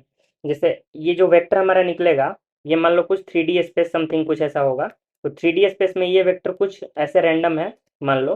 तो ये वेक्टर का प्रोजेक्शन, ये बोले अगर एक्स एक्सिस है, ये वाई एक्सिस है, और ये हमारा जेड एक्सिस है। तो इसका प्रोजेक्शन इस वेक्टर ए का आएगा कुछ सर्टेन, यहाँ पे आएगा, इस पे ए एक्स आएगा, इस पे हमारा ए वाई आएगा, और इस पे ए जेड आएगा। तो ये बेसिक चीज़ है, ये आप लोग को पता रहना चाहिए प्रोजेक्शन कैसे लेते हैं। और कंपोनेंट साथ ही, इसी को हम लोग कंपोनेंट भी बोलते हैं। तो ये सारे जो कंपोनेंट होते हैं ना, वाई जेड और एक्स में, ये तीनों म्यूचुअली परपेंडिकुलर होते हैं, मतलब तीनों में एंगल जो होता है हमारा 90 डिग्री का होता है। ये जब हम लोग मैग्नेटिज्म में पढ़ रहे होंगे फोर्स वगैरह ना, वहाँ पे काफ़ी काम आएगा, क्योंकि हम लोग बार बार क्रॉस प्रोडक्ट लेंगे। तो जो भी क्रॉस प्रोडक्ट आता है, मान लो एक क्वांटिटी हमारी यहाँ पे वाई के डायरेक्शन में है, एक एक्स के डायरेक्शन में है, तो जो हमारा आएगा क्रॉस प्रोडक्ट वो हमेशा आएगा जेड के डायरेक्शन में। मतलब तीन वेक्टर्स म्यूचुअली परपेंडिकुलर। तो आपसे कभी ऐसा भी स्टेटमेंट बोल सकता है, तीन यूनिट वेक्टर बताइए जो आपस में म्यूचुअली परपेंडिकुलर हो। तो सबसे बेस्ट एग्जांपल आपके पास है आई कैप, जे कैप और के कैप, ये तीन म्यूचुअली परपेंडिकुलर यूनिट वेक्टर्स हैं। देखो अब मैग्नीट्यूड कैसे निकालते हैं कंपोनेंट की हेल्प से, तो उसका फॉर्मूला ए जो होता है हमारा अंडर रूट ए एक्स स्क्वायर प्लस ए वाई स्क्वायर। वैसे ही 3D में अगर यूज करना है तो ये वाला फॉर्मूला। तो चलिए अब हम अपने मेन फिजिक्स वाले पार्ट पे बढ़ते हैं। ये तो मैथ्स वाला सारा पार्ट है, आप लोग आराम से देख लेना, क्योंकि एक आप लोग सब ये पढ़ चुके होगे, अगर नहीं पढ़े होगे तो इसको आप लोग पढ़ने वाले होगे नेक्स्ट मैथ्स में जब भी आप वेक्टर करोगे। चलो अब हम लोग अपना फिजिक्स वाला पार्ट शुरू करते हैं। देखो काइनेमेटिक्स का बेसिकली डेफिनेशन ये है कि यहाँ पे हम लोग मोशन का स्टडी करते हैं, लेकिन मोशन के कॉज को हम लोग इग्नोर करते हैं। मतलब कॉज से हमें कोई मतलब नहीं है, मोशन किस रीजन से हो रहा है। मोशन जैसे आपको पता होगा फोर्स की वजह से किसी होता है, तो यहाँ पे हमें वो नहीं पढ़ना है कि किस वजह से हो रहा है, हमें बस ये जानना है कि मोशन हो रहा है। मोशन हो रहा है तो हमें एनालाइज करना है मोशन में कि मोशन के क्या क्या कंपोनेंट्स हैं, जैसे वेलोसिटी है, या स्पीड है, या फिर जो भी पार्ट्स हैं एक्सेलरेशन वगैरह है, उन सबको हमें बस देखना है। यहाँ पे हम फोर्स की बात नहीं करने वाले हैं। तो चलिए इस चैप्टर को शुरू करते हैं। देखो सबसे पहले फंडामेंटल जो इसका चैप्टर का है वो हमारा एक पोजीशन हो गया। पोजीशन क्या होता है, जो मतलब मान लो एक पोजीशन भी वेरी करता है, एक रेफरेंस पॉइंट के अकॉर्डिंग ये वेरी करेगा। जैसे पोजीशन वेक्टर जो हमारा होता था, पोजीशन वेक्टर हमेशा हम लोग क्या लेते थे, जनरली लेते थे हम लोग ऑरिजिन के अबाउट। ऑरिजिन के अबाउट किसी भी पॉइंट का जो लोकेशन होता है वेक्टर फॉर्म में, उसी को हम लोग पोजीशन वेक्टर बोलते थे। तो सिमिलरली यहाँ भी जो पोजीशन लेंगे वो एक रेफरेंस पॉइंट के अकॉर्डिंग होगा। अगर कभी कभी ऐसा होगा रेयर केस में कि आपको एक रेफरेंस पॉइंट मेंशन करेगा कि इस पॉइंट के अबाउट आप पोजीशन बताओ, लेकिन जनरली जो नॉर्मल केसेस होगा उसमें आपको हमेशा ओरिजिन के अबाउट ही पोजीशन ये करना है, कैलकुलेट करना है। तो हमेशा 0 0 को हम लोग अपना इनिशियल पॉइंट मानते हैं पोजीशन कैलकुलेट करने के लिए। नेक्स्ट देखो डिस्टेंस क्या होता है। डिस्टेंस होता है चेंज इन पोजीशन, या फिर बोले तो पाथ लेंथ जो भी कवर किया। एक्चुअली नहीं नहीं, डिस्प्लेसमेंट होता है हमारा चेंज इन पोजीशन, डिस्प्लेसमेंट हमारा होगा टोटल पाथ लेंथ। तो देखो नेक्स्ट हमारा डिस्प्लेसमेंट ही है। डिस्प्लेसमेंट हमारा होता है final position minus initial position. जैसे देखो पोजीशन हम लोग ऐसे डिफाइन करते थे, हमारे पास ये मान लो दो एक्सिस है, ये हमारा एक्स एक्सिस हो गया, ये वाई एक्सिस हो गया। अब हमारे पास कोई एक सर्टेन मान लो इस पॉइंट पे कोई पहले मतलब पार्टिकल यहाँ से शुरू किया, एक पार्टिकल मान लो यहाँ पे ए पे गया पहले। ए का कुछ कोऑर्डिनेट होगा समथिंग x1 y1। अब देखो ये पार्टिकल का कुछ यहाँ पे पोजीशन होगा, ये पोजीशन क्या होगा x1 y1, इस पार्टिकल का पोजीशन हुआ उस पार्टिकुलर मोमेंट पे। अब थोड़ा देर बाद पता चला पार्टिकल यहाँ बी पॉइंट पे चला गया जिसका कोऑर्डिनेट है x2 y2। अब इस पॉइंट पे गया तो इस बीच में कुछ पोजीशन चेंज हुआ, और पोजीशन में जो जो भी चेंज आया ये हमारा हो गया डिस्प्लेसमेंट। डिस्प्लेसमेंट को एस से रिप्रेजेंट करते हैं, ये एक वेक्टर क्वांटिटी होती है। तो ये डिस्प्लेसमेंट हो गया। और जैसे यहाँ पे देखो, यहाँ पे तो स्ट्रेट लाइन है ना ऐसे, तो ये हो गया इसका डायरेक्टली डिस्प्लेसमेंट और डिस्टेंस दोनों। इस डिस्प्लेसमेंट का जो मैग्नीट्यूड हुआ वही डिस्टेंस हो गया। लेकिन अगर मैं बोलूँ कि ये पार्टिकल जो है ऐसे कहीं आया होगा यहाँ पे किसी एक पॉइंट पे सी पे, फिर सी से गया हो बी पे, तो इस केस में अगर ये मान लो ये डिस्टेंस हमारा D1 है, ये D2 है, तो देखो अगर ये D है तो अभी डिस्प्लेसमेंट जो होगा ना, डी नहीं इसको एस ऑलरेडी बोल दिए, तो डिस्प्लेसमेंट अभी भी एस ही होगा। ये जो एस है हमारा ये अभी भी डिस्प्लेसमेंट रहेगा, लेकिन ये जो D1 और D2 है ना हमारा, ये ऐड करके डिस्टेंस आएगा। मतलब डिस्टेंस हो जाएगा, हम जिस पाथ को ले रहे हैं उसके अकॉर्डिंग जो भी टोटल लेंथ आता है पाथ का, और लेकिन डिस्प्लेसमेंट बस हमेशा इनिशियल और फाइनल पोजीशन के बीच का डिफरेंस जो आएगा वो हमारा होगा डिस्प्लेसमेंट। अब यहाँ से आगे दो टर्म्स आएंगी, एक आएगी स्पीड, एक आएगी वेलोसिटी। तो देखो, जो rate of change of distance होगा वो हमारा स्पीड हो जाएगा, और जो rate of change of velocity होगा वो हमारा डिस्प्लेसमेंट हो जाएगा। नेक्स्ट, एवरेज स्पीड कैसे निकालते हैं, तो ये तो फॉर्मूला है, ये तो total distance upon total time. Next, velocity के लिए total displacement upon total time taken. और इसी का फॉर्मूला हम लोग डिफरेंशिएशन के टर्म में क्या पढ़ते हैं, इंस्टेंटेनियस वेलोसिटी के लिए dx अपॉन dt, और इंस्टेंटेनियस स्पीड के लिए बस इसका मैग्नीट्यूड ले लेते हैं। नेक्स्ट देखो, एवरेज एक्सेलरेशन और इंस्टेंटेनियस एक्सेलरेशन, यहाँ भी दो क्वांटिटी हमारा आता है। तो एवरेज जब भी बात करें तो delta we upon delta T, मतलब जैसे एवरेज एक्सेलरेशन की बात कर रहा है तो मतलब ये बड़े इंटरवल के बीच का बता रहा है। जैसे कि यहाँ पे जो टाइम होगा ये डेल्टा टी होगा, ये थोड़ा बड़ा इंटरवल होगा, तो इसलिए हम लोग इसको एवरेज बोल रहे हैं। और इंस्टेंटेनियस का मतलब यही है कि delta t tending to zero हो गया अगर, तो यही केस हमारा बन गया इंस्टेंटेनियस का। तो इसलिए इंस्टेंटेनियस एक्सेलरेशन जो होता है हमारा वो सेकेंड डिफरेंशियल ऑफ डिस्टेंस, या फिर first differential of velocity, dv upon d t या फिर d2x upon d t square. Next देखो, यूनिफॉर्म मोशन, इस पे क्वेश्चन पूछा है प्रीवियस ईयर में। यूनिफॉर्म मोशन का मीनिंग क्या होता है, वेलोसिटी कांस्टेंट है, और वेलोसिटी कांस्टेंट है मतलब अगर आप ग्राफ ड्रॉ करो वेलोसिटी वर्सेस टाइम का, तो कैसा आएगा। मान लो वेलोसिटी कांस्टेंट है तो हमारा ग्राफ कैसा आएगा, ये वेलोसिटी का एक्सिस हो गया, ये टाइम का एक्सिस हो गया। इस एक्सिस पे जो हमारा ग्राफ निकल के आता है वो आता है इसके पैरेलल, मतलब वेलोसिटी कांस्टेंट है, यानी कि जो एक्स एक्सिस है उसके पैरेलल ग्राफ आएगा। और सेम टू सेम क्वेश्चन हमसे एक साल पूछा है प्रीवियस ईयर में। नेक्स्ट, इसी क्वेश्चन में एक बार और ये पूछा है कि मान लो यूनिफॉर्म मोशन हो रहा है, यूनिफॉर्म मोशन में ये मान लो एक्स है, ये टी है, तो इस केस में ग्राफ क्या होगा। तो इस केस में देखो वेलोसिटी कांस्टेंट है ना, वेलोसिटी कांस्टेंट है और यूनिफॉर्म है, तो ये ऐसे एक लाइन आता है, स्ट्रेट लाइन आएगा, और इस बार यहाँ से 45 डिग्री का एंगल बनाएगा। एंगल क्या है, ये स्लोप क्या होता है, स्लोप बताता है हमारा किस रेट से चेंज हो रहा है हमारा ये डिस्टेंस। तो चेंज होने का रेट कांस्टेंट है यहाँ पे, इसलिए हमारा ये कांस्टेंट एंगल आया। ये जो थीटा आया ना, ये टेन थीटा इसका जो आएगा वही स्लोप होगा, और वो हमारा वेलोसिटी होगा। डिस्टेंस टाइम ग्राफ का जो स्लोप होता है वो हमें देता है स्पीड देता है, और उसी तरह से स्पीड टाइम ग्राफ का जो एरिया होगा वो हमें देगा डिस्टेंस हमारा। नेक्स्ट देखो, यूनिफॉर्म मोशन के बाद एक सिमिलर सिमिलर टर्म होता है, यूनिफॉर्मली एक्सेलरेटेड मोशन। इस मोशन में क्या होता है ना, एक्सेलरेशन कांस्टेंट हो जाता है। एक्सेलरेशन कांस्टेंट हो गया, इसका मतलब वेलोसिटी अब चेंज होगा। अगर एक्सेलरेशन निगेटिव है तो वेलोसिटी डिक्रीज होगा, अगर एक्सेलरेशन पॉजिटिव है तो हमारा वेलोसिटी जो होगा वो इंक्रीज करेगा। तो ये केस होता है यूनिफॉर्मली एक्सेलरेटेड मोशन का। तो इस केस में जो ये वेलोसिटी वाला आएगा ना, वेलोसिटी का लाइन कुछ ऐसे आएगा जैसा डिस्टेंस का पहले आ रहा था 45 डिग्री पे। और एक्सेलरेशन ग्राफ कैसा आएगा, एक्सेलरेशन ग्राफ हमारा ऐसा कुछ आएगा। और अगर पूछे यहाँ पे कि डिस्टेंस वाला ग्राफ कैसा आएगा, तो देखो डिस्टेंस के लिए जो ग्राफ आएगा वो पैराबोलिक आएगा। पैराबोला जो हम लोग प्रोजेक्टाइल में पढ़ते हैं ना, वैसा वाला पैराबोला वाला शेप का ग्राफ हमारा आएगा डिस्टेंस के लिए इस केस में। नेक्स्ट देखो, हमारा एक काइनेमेटिक इक्वेशन है। सबसे पहले ये v equal to u plus a t, ये तो आई होप आप सभी को याद होगा। Next, delta x equal to u t plus half a t square, या फिर s equal to u t plus half a t square बोल के भी हम लोग डायरेक्टली याद करते हैं। और थर्ड फॉर्मूला हमारा v square equal to u square plus two a s. और एक हमारा ये एवरेज वेलोसिटी वाले टर्म में आता है, इसी के हेल्प से हम ये वाला फॉर्मूला प्रूव भी कर सकते हैं। तो देखो ये क्या होता है, ये वी एवरेज होता है u plus v by two और इंटू टाइम। तो इससे हमें क्या मिला, ये मिल गया एवरेज वेलोसिटी इंटू टाइम करेंगे तो हमारा टोटल डिस्टेंस मिलता है। तो कहीं कहीं पे अगर इसके अकॉर्डिंग डेटा देता है तो आप लोग इस फॉर्मूला का यूज करके भी हमारा निकाल सकते हो डिस्प्लेसमेंट जो भी आ रहा है डेल्टा एक्स। एक और फॉर्मूला होता है, शायद आगे मेंशन किया हुआ होगा, distance travelled in nth second. इस पे एक क्वेश्चन पूछा था, और अच्छा खासा कैलकुलेशन वाला क्वेश्चन पूछा था प्रीवियस ईयर में एक। नेक्स्ट देखो, अब डायरेक्शन कैसे चूज करते हैं, तो देखो जैसे कि मान लो मोशन हो रहा है, जैसे ग्रेविटी के केस में हम लोग देखते हैं, आप एक बॉल को ऊपर फेंक रहे हो, तो बॉल को ऊपर फेंकते हो ना, तो ये आपका चॉइस है। आप चाहो तो मतलब किसी एक डायरेक्शन को पॉजिटिव मान लो, या तो चाहो तो ऊपर को प्लस मान लो। जैसे मान लो अपवर्ड डायरेक्शन को आपने पॉजिटिव एक बार मान लिया,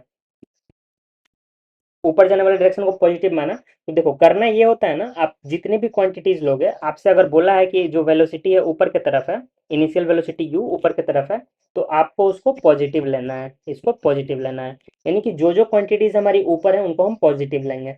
और ये आपको मतलब हर एक क्वांटिटी के साथ करना है, ऐसा नहीं कुछ पॉजिटिव कुछ निगेटिव, कोई भी एक जो भी आप कन्वेंशन ले रहे हो उसके अकॉर्डिंग करो। अब मान लो यहाँ पे एक्सेलरेशन ड्यू टू ग्रेविटी की बात करें तो इस केस में निगेटिव हो जाएगा। लेकिन मान लो आपका मन करता है नहीं मुझे ऊपर की तरफ निगेटिव मानना है, ऊपर की तरफ निगेटिव मानने आपका मन करता है, तो आप वो भी कर सकते हो। तो अब होगा ये कि यू जो होगा ना वो हमारा हो जाएगा निगेटिव अगर ऊपर की तरफ है तो, और जी हमारा हो जाएगा पॉजिटिव।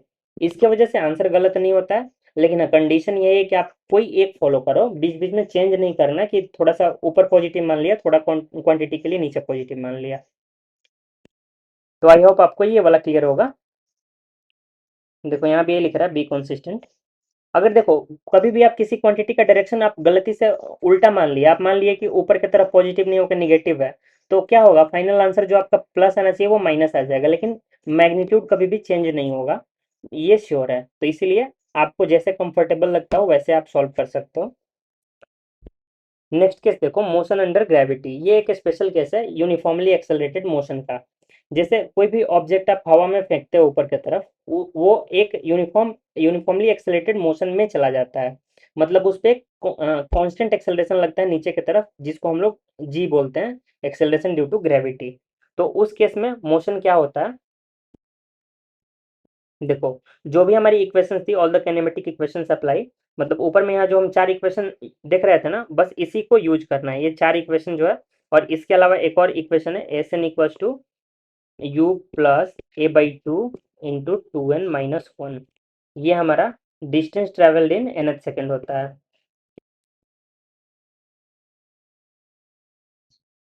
तो ये हमारे पास कुछ फॉर्मूलाज हैं, इनमें से ये मतलब तीन ये इंपॉर्टेंट है और एक ये वाला इंपॉर्टेंट सबसे ज़्यादा है। तो बस इतना फॉर्मूला हमें यूज करना है। इस मोशन को भी आपको ऐसे ही ट्रीट करना है। देखो ग्रेविटेशन वाला मोशन क्या है, मोशन अंडर ग्रेविटी क्या है। मान लो पहले मैं आपको बोलता हूँ कि एक मान लो यहाँ पे एक हमारे पास मान लो बॉल है यहाँ पे, उसको हमने इधर की तरफ वेलोसिटी दे दिया v, और इस पे एक एक्सेलरेशन कंटिन्यूअसली लग रहा है a। अब क्या किया है यहाँ पे, देखो इस पे भी एक्सेलरेशन लग रहा है इधर की तरफ। अब इसी मोशन को मान लो मैंने ऐसा बोल दिया कि एक मेरे पास बॉल है, उसको ऊपर से यहाँ से नीचे की तरफ वेलोसिटी दे दिया v, और इस पे एक एक्सेलरेशन भी नीचे की तरफ लग रहा है g। तो सेम केस है, जो हॉरिजॉन्टल के लिए है वही यहाँ भी है। बस आप इस केस के लिए जैसे आप फॉर्मूला यूज करते हो, नॉर्मल इक्वेशन यूज करते हो मोशन का, वैसे ही आपको इस केस के लिए भी यूज करना है। आप मतलब एक तरह से समझो ना कि ये वर्टिकल डायरेक्शन में आपका नॉर्मल जो हॉरिजॉन्टल में मोशन हो रहा था, आप कुछ भी मतलब नीचे गाड़ी चल रहा है, गाड़ी एक्सेलरेट हो रहा है, वैसे ही मान लो ऊपर से हवा से बॉल एक्सेलरेट हो रहा है। नीचे एक्सेलरेशन के लिए हमें अपने इंजन से, गाड़ी के इंजन से पावर लगाना पड़ता है, लेकिन उस पर हमारी अर्थ पावर लगाती है, ग्रेविटी अर्थ के द्वारा लगाया जाता है, जिसकी वजह से नीचे की तरफ वो खींचा जाता है। तो ऐसे करके आप लोग इसको समझो डायरेक्टली। इसका क्वेश्चन हम लोग डिस्कस करेंगे जब पीवाईक्यू वाला अच्छे से यूट्यूब वाले वीडियो में, तब वहाँ पे एक बार आपको क्वेश्चन में इसको सॉल्व करके बता दूंगा कैसे आप इजीली क्वेश्चन को अप्रोच कर सकते हो इससे रिलेटेड। नेक्स्ट देखो, तो थोड़ा सा ग्राफ इंपॉर्टेंट है। ग्राफ मतलब इसलिए इंपॉर्टेंट है क्योंकि ग्राफ ये लोग ग्राफ दे के नहीं पूछते हैं, ग्राफ डायरेक्टली आपसे पूछ लेंगे। मतलब जैसे हवा में ग्राफ पूछेंगे, जैसे पूछ दिया मान लो कि दो बार पूछा है, एक बार मैंने आपको बताया ना कि यूनिफॉर्म मोशन में बताओ ये वेलोसिटी टाइम ग्राफ में जो शेप होगा वो कैसा होगा, ऑप्शन दिया था वहाँ पे एक्स एक्सिस के पैरेलल होगा। तो सिमिलरली कल को वो लोग ये पूछ सकते हैं, अब बचा हुआ ये है कि यूनिफॉर्मली एक्सेलरेटेड मोशन में एक्सेलरेशन वर्सेज टाइम या फिर वेलोसिटी वर्सेज टाइम का ग्राफ कैसा होगा, ग्राफ का शेप क्या होगा। तो बस इतना ध्यान रखना कि इस केस में जो हमारा सबसे पहले देखो एटी ग्राफ होता है ना, ये आता है आपका स्ट्रेट लाइन और ये पैरेलल टू एक्स एक्सिस। इस केस में स्ट्रेट लाइन आएगा पैरेलल टू एक्स एक्सिस अगर एटी ग्राफ बोलता है तो, यूनिफॉर्मली एक्सेलरेटेड मोशन के केस में। नेक्स्ट हमारा एक होगा वीटी ग्राफ। ये कैसा आएगा, ये आएगा straight line passing through origin, और एंगल कितना बनाएगा 45 डिग्री। ये होगा वीटी ग्राफ। नेक्स्ट अगर आपसे शेप पूछता है इसका एस टी ग्राफ या एक्स टी ग्राफ बोल लो, तो इसका जो आता है वो आता है पैराबोलिक। ये भी स्टार्ट हमारा ऑरिजिन से करेगा जनरली, अगर हम लोग इनिशियली ऑरिजिन से स्टार्ट कर रहे हैं फिर जीरो से स्टार्ट कर रहे हैं तो इसका शेप पैराबोला आता है और ये ऊपर वाला दोनों स्ट्रेट लाइन आता है यूनिफॉर्मली एक्सेलरेटेड के केस में। तो ये चीज़ आप लोग ध्यान रखना, ये क्वेश्चन पूछ सकता है। नेक्स्ट हमारा है, देखो यहाँ पे लिखा हुआ पैराबोलिक कर्व। एक क्वेश्चन ऐसा पूछा था कि एक बॉल को ऊपर फेंका है। अब उसमें पूछा ये है कि मान लो ऊपर जा रहा है तो ऊपर जाने के टाइम में उसका जो एक्सेलरेशन होगा वो कैसा होगा, और फिर नीचे आ रहा है तो नीचे आने के टाइम में एक्सेलरेशन का साइन क्या होगा। तो आप लोग एक बार बताओगे। नेगेटिव ही रहेगा। ओके, सब लोग एग्री कर रहे हो ना।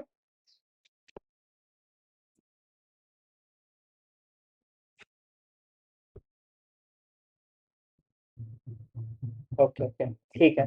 तो देखो दोनों ही केस में निगेटिव होता है और सेम होता है। तो ये क्वेश्चन एक बार पास्ट में पूछ चुका है और रिपीट भी कर सकता है, तो ये आइडिया होना चाहिए कि बॉल को या आप ऊपर फेंको या फिर ऊपर से नीचे फेंको, जो उस पे एक्सेलरेशन लगेगा वो दोनों ही केसेस में नीचे की तरफ ही लगता है। तो चलो आगे बढ़ते हैं इसमें। वेलोसिटी टाइम ग्राफ और एक्सेलरेशन टाइम ग्राफ ये तो हमने देख लिया। Horizontal line, constant acceleration.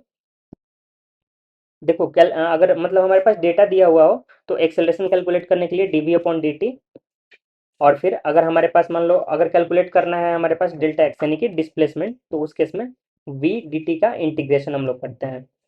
लेकिन इसका यूज ज़्यादा नहीं पढ़ना चाहिए, ज़्यादातर क्वेश्चन वो लोग ना डायरेक्टली फॉर्मूला बेस्ड पूछ रहे हैं और ज़्यादा पूछ रहे हैं, इनफैक्ट थोड़ा सा मतलब कैलकुलेशन करवा रहे हैं। ग्रेविटी ग्रेविटी वाले मोशन से वो लोग काफ़ी पूछ रहे हैं, तो ग्रेविटेशन वाले क्वेश्चन मतलब ग्रेविटेशनल मोशन वाले क्वेश्चन आप लोग प्रैक्टिस करना अच्छे से। नेक्स्ट हमारा एक्सेलरेशन से सेम आप एक्सेलरेशन टाइम ग्राफ का जो एरिया होता है वो हमें देता है वेलोसिटी, जितना भी वेलोसिटी में हमारा चेंज आया डेल्टा वी, वो मिलता है एटी ग्राफ के एरिया से। जैसे मान लो, ये तो खैर मैंने जो मेन नोट्स है ना मोशन का उसमें लिख दिया इसलिए यहाँ पे नहीं है, तो आप लोग वहां से वो रिवाइज कर लेना। बस इतना ध्यान रखो कि जो एस टी ग्राफ का स्लोप है वो हमें देगा वेलोसिटी, वी टी ग्राफ का स्लोप हमें देगा एक्सेलरेशन। नेक्स्ट अगर उल्टा आते हैं तो ए टी ग्राफ का एरिया जो होगा वो हमें देगा डेल्टा वी मतलब चेंज इन वेलोसिटी, और जो हमारा वी टी ग्राफ का एरिया होगा वो हमें देगा चेंज इन डिस्प्लेसमेंट। नेक्स्ट देखो रिलेटिव वेलोसिटी अगर पूछता है तो बस ये स्टैंडर्ड ये जो नोटेशन है ना इतना भर आपको ध्यान रखना है, वी ए बी, ये ए पहले आ रहा है ना तो वी ए पहले लिखेंगे, बी बाद में आ रहा है तो वी बी बाद में होगा, बीच में माइनस का साइन होता है, तो v A minus we b. और यहाँ पे एक चीज और होता है देखो, अप्रोचिंग टेंडेंसी जब होती है ना दो ऑब्जेक्ट्स की, मान लो एक इधर जा रहा है दूसरा इधर जा रहा है, तो ऐसे केस में ना हमेशा रिलेटिव वेलोसिटी ऐड हो जाती है। तो आपको डायरेक्ट अगर सिचुएशन समझ में आ रहा है ना कि जैसे दो ऑब्जेक्ट्स हैं पास आ रही हैं, आप लोग को अगर फॉर्मूला वॉर्मूला कुछ याद नहीं आ रहा हो सिंपली ऐड कर देना। ये मतलब टेंडेंसी जो होती है अप्रोचिंग टेंडेंसी इसको बोलते हैं। नेक्स्ट एक केस ये हो सकता है दोनों एक दूसरे से दूर जा रही हैं, तो इस केस में क्या करना है, इस केस में आप लोग इन दोनों का जो होगा फिर से आप करोगे ऐड ही करोगे, क्योंकि दोनों एक दूसरे से दूर जा रही हैं, मतलब फिर से वापस से इनका रिलेटिव वेलोसिटी बस डायरेक्शन बदल गया लेकिन मैग्नीट्यूड बढ़ जाएगा। फिर एक तीसरा केस ये होगा एक इधर एक इधर, तो इस केस में अब डिपेंड करेगा कौन तेज जा रहा है कौन धीमा जा रहा है, उसके अकॉर्डिंग हम लोग इसको देखेंगे। मान लो आगे वाला इसका V1 है इसका V2 है, तो किसका किसके रिस्पेक्ट में कैलकुलेट करना है फिर ये फॉर्मूला हमारे काम आएगा। लेकिन अगर आपको सिंपली समझ में आ रहा है पास आ रही है या फिर दूर जा रही है तो आप समझ जाओ कि ऐड करना है आपको, बस डायरेक्शन का थोड़ा सा लोचा है लेकिन मैग्नीट्यूड से काम चल जाएगा। तो चलो अब आगे बढ़ते हैं motion in two dimension plane motion में।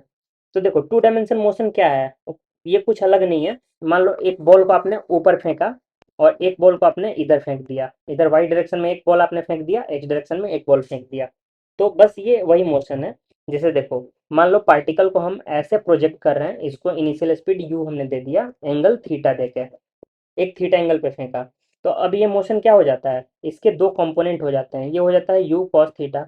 वेक्टर में आपने कंपोनेंट लेना सीखा होगा, तो ये हो गया यू कॉस थीटा और इधर की तरफ हो गया यू साइन थीटा।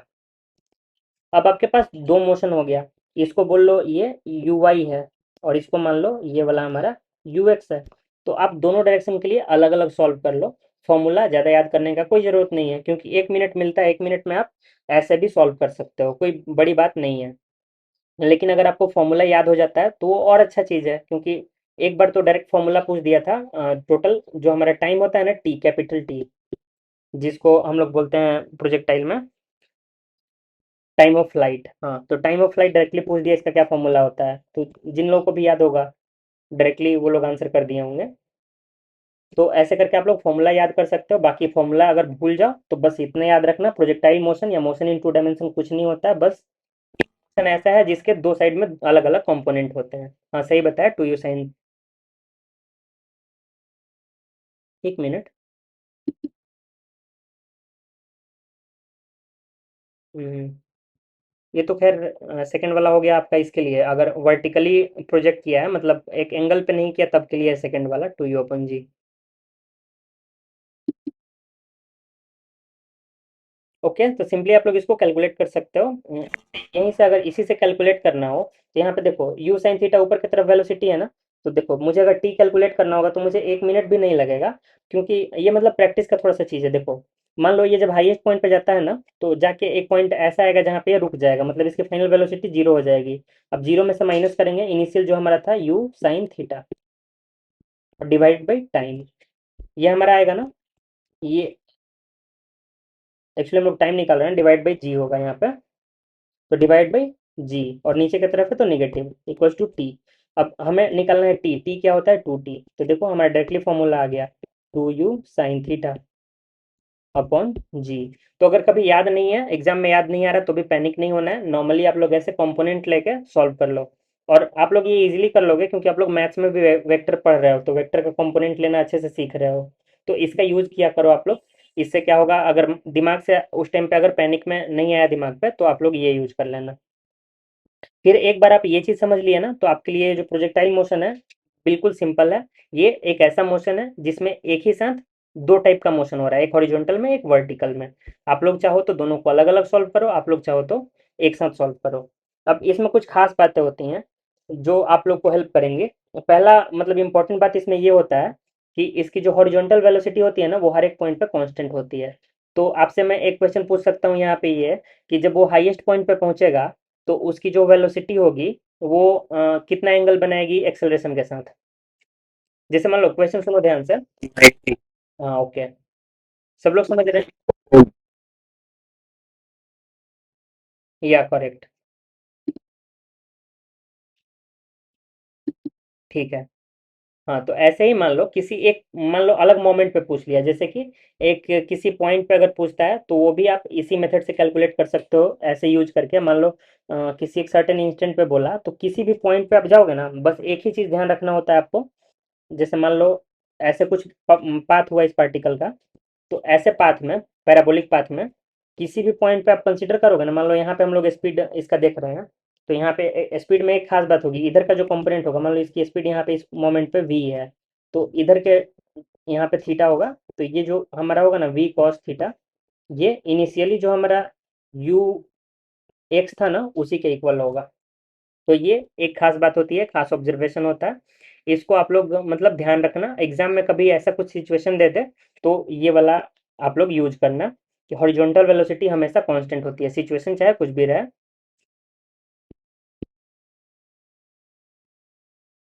तो नेक्स्ट देखो, इसको एक बार हम लोग समझ लेते हैं।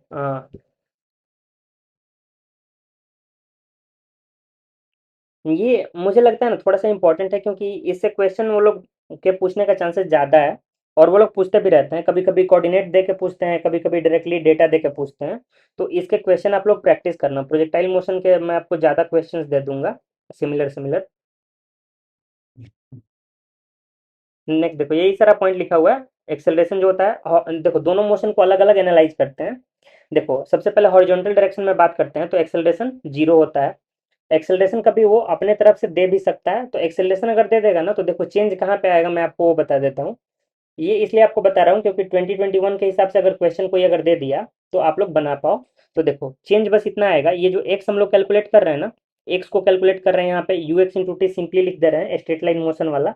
लेकिन यहाँ पे एक टर्म और ऐड हो जाएगा, हाफ ए टी स्क्वायर, ए की जगह पे ए एक्स होगा, अगर एक्स डायरेक्शन में कुछ एक्सेलरेशन दिया तो एक्सेलरेशन से चेंज हमारा बस, जो रेंज हमारा रेंज का वैल्यू आएगा ना, हॉरिजॉन्टल डिस्टेंस जो होता है वो चेंज हो जाएगा अगर हॉरिजॉन्टल में एक्सेलरेशन है तो। बाकी सारी चीज़ें हमारी एज इट इज रहेंगी।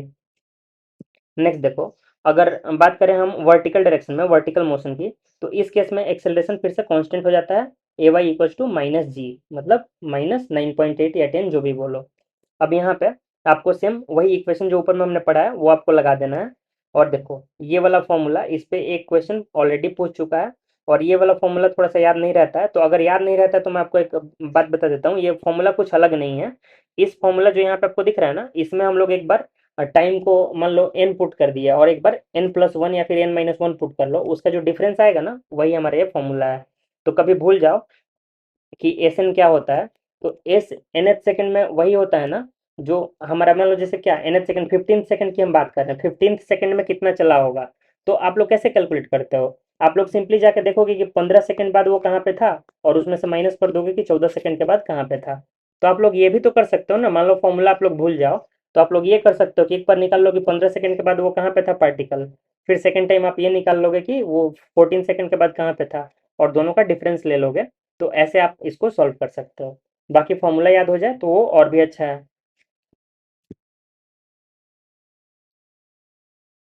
नेक्स्ट कुछ इक्वेशंस आपको दिखा देता हूँ। देखो ये वाला एक है हमारा इक्वेशन ऑफ ट्राजेक्ट्री। ये इक्वेशन ऑफ ट्राजेक्ट्री मतलब बेसिकली पाथ का इक्वेशन है, जो पैराबोला की हम लोग बात कर रहे हैं ना, उसी पैराबोला का इक्वेशन है। ये हमारा होता है X tan theta minus G X square upon 2u² cos square theta. तो ये हमारा इक्वेशन ऑफ ट्रेजेक्ट्री आता है। इसके कुछ और भी फॉर्म्स हैं, जैसे इसको रेंज के फॉर्म में भी आप चेंज कर सकते हो। जैसे यहाँ पे दिख रहा है ना 2u² कॉस स्क्वायर थीटा, यहाँ पे एक्स, तो इन सब का ट्रांसफॉर्मेशन लगा के हम लोग चेंज कर सकते हैं। हाँ देखो यहाँ पे ये वाला x tan theta into 1 - x/r। तो ये फॉर्मूला जो है छोटी छोटी, ये आप लोग याद कर सकते हो डायरेक्टली। मान लो पूछ दिया प्रोजेक्टाइल का जो हमारा इक्वेशन होता है वो क्या होता है, इक्वेशन ऑफ ट्रेजेक्ट्री। तो ये आया कहाँ से, एक बार मैं आपको बता देता हूँ ये कैसे आता है। तो देखो एक्स डायरेक्शन के लिए हम लोग मोशन सॉल्व करते हैं, वाई निकालते हैं, वाई निकालते हैं, फिर एक्स निकालते हैं, फिर हम लोग क्या करते हैं, यहाँ से टी का वैल्यू एक्स वाले इक्वेशन में से हम लोग उठा के और वाई वाले में डाल देते हैं, तो हमें इक्वेशन मिल जाता है दोनों को मिला के। चलो एक बार बता देता हूँ। जैसे देखो यहाँ वाला, ये हमारे पास y का इक्वेशन है, और दूसरा हमारे पास x का इक्वेशन यहाँ पे है। देखो x equal to u x into t. अब देखो यहाँ से t का वैल्यू उठा के, यहाँ से जो t का वैल्यू है उसको उठा के हम इस फॉर्मूला में डाल देंगे, तो हमारे पास एक नया इक्वेशन बन जाएगा। वही इक्वेशन है हमारा इक्वेशन ऑफ ट्रेजेक्ट्री। तो अगर याद नहीं हो तो आप वैसे कैलकुलेट कर सकते हो, फाइंड आउट कर सकते हो।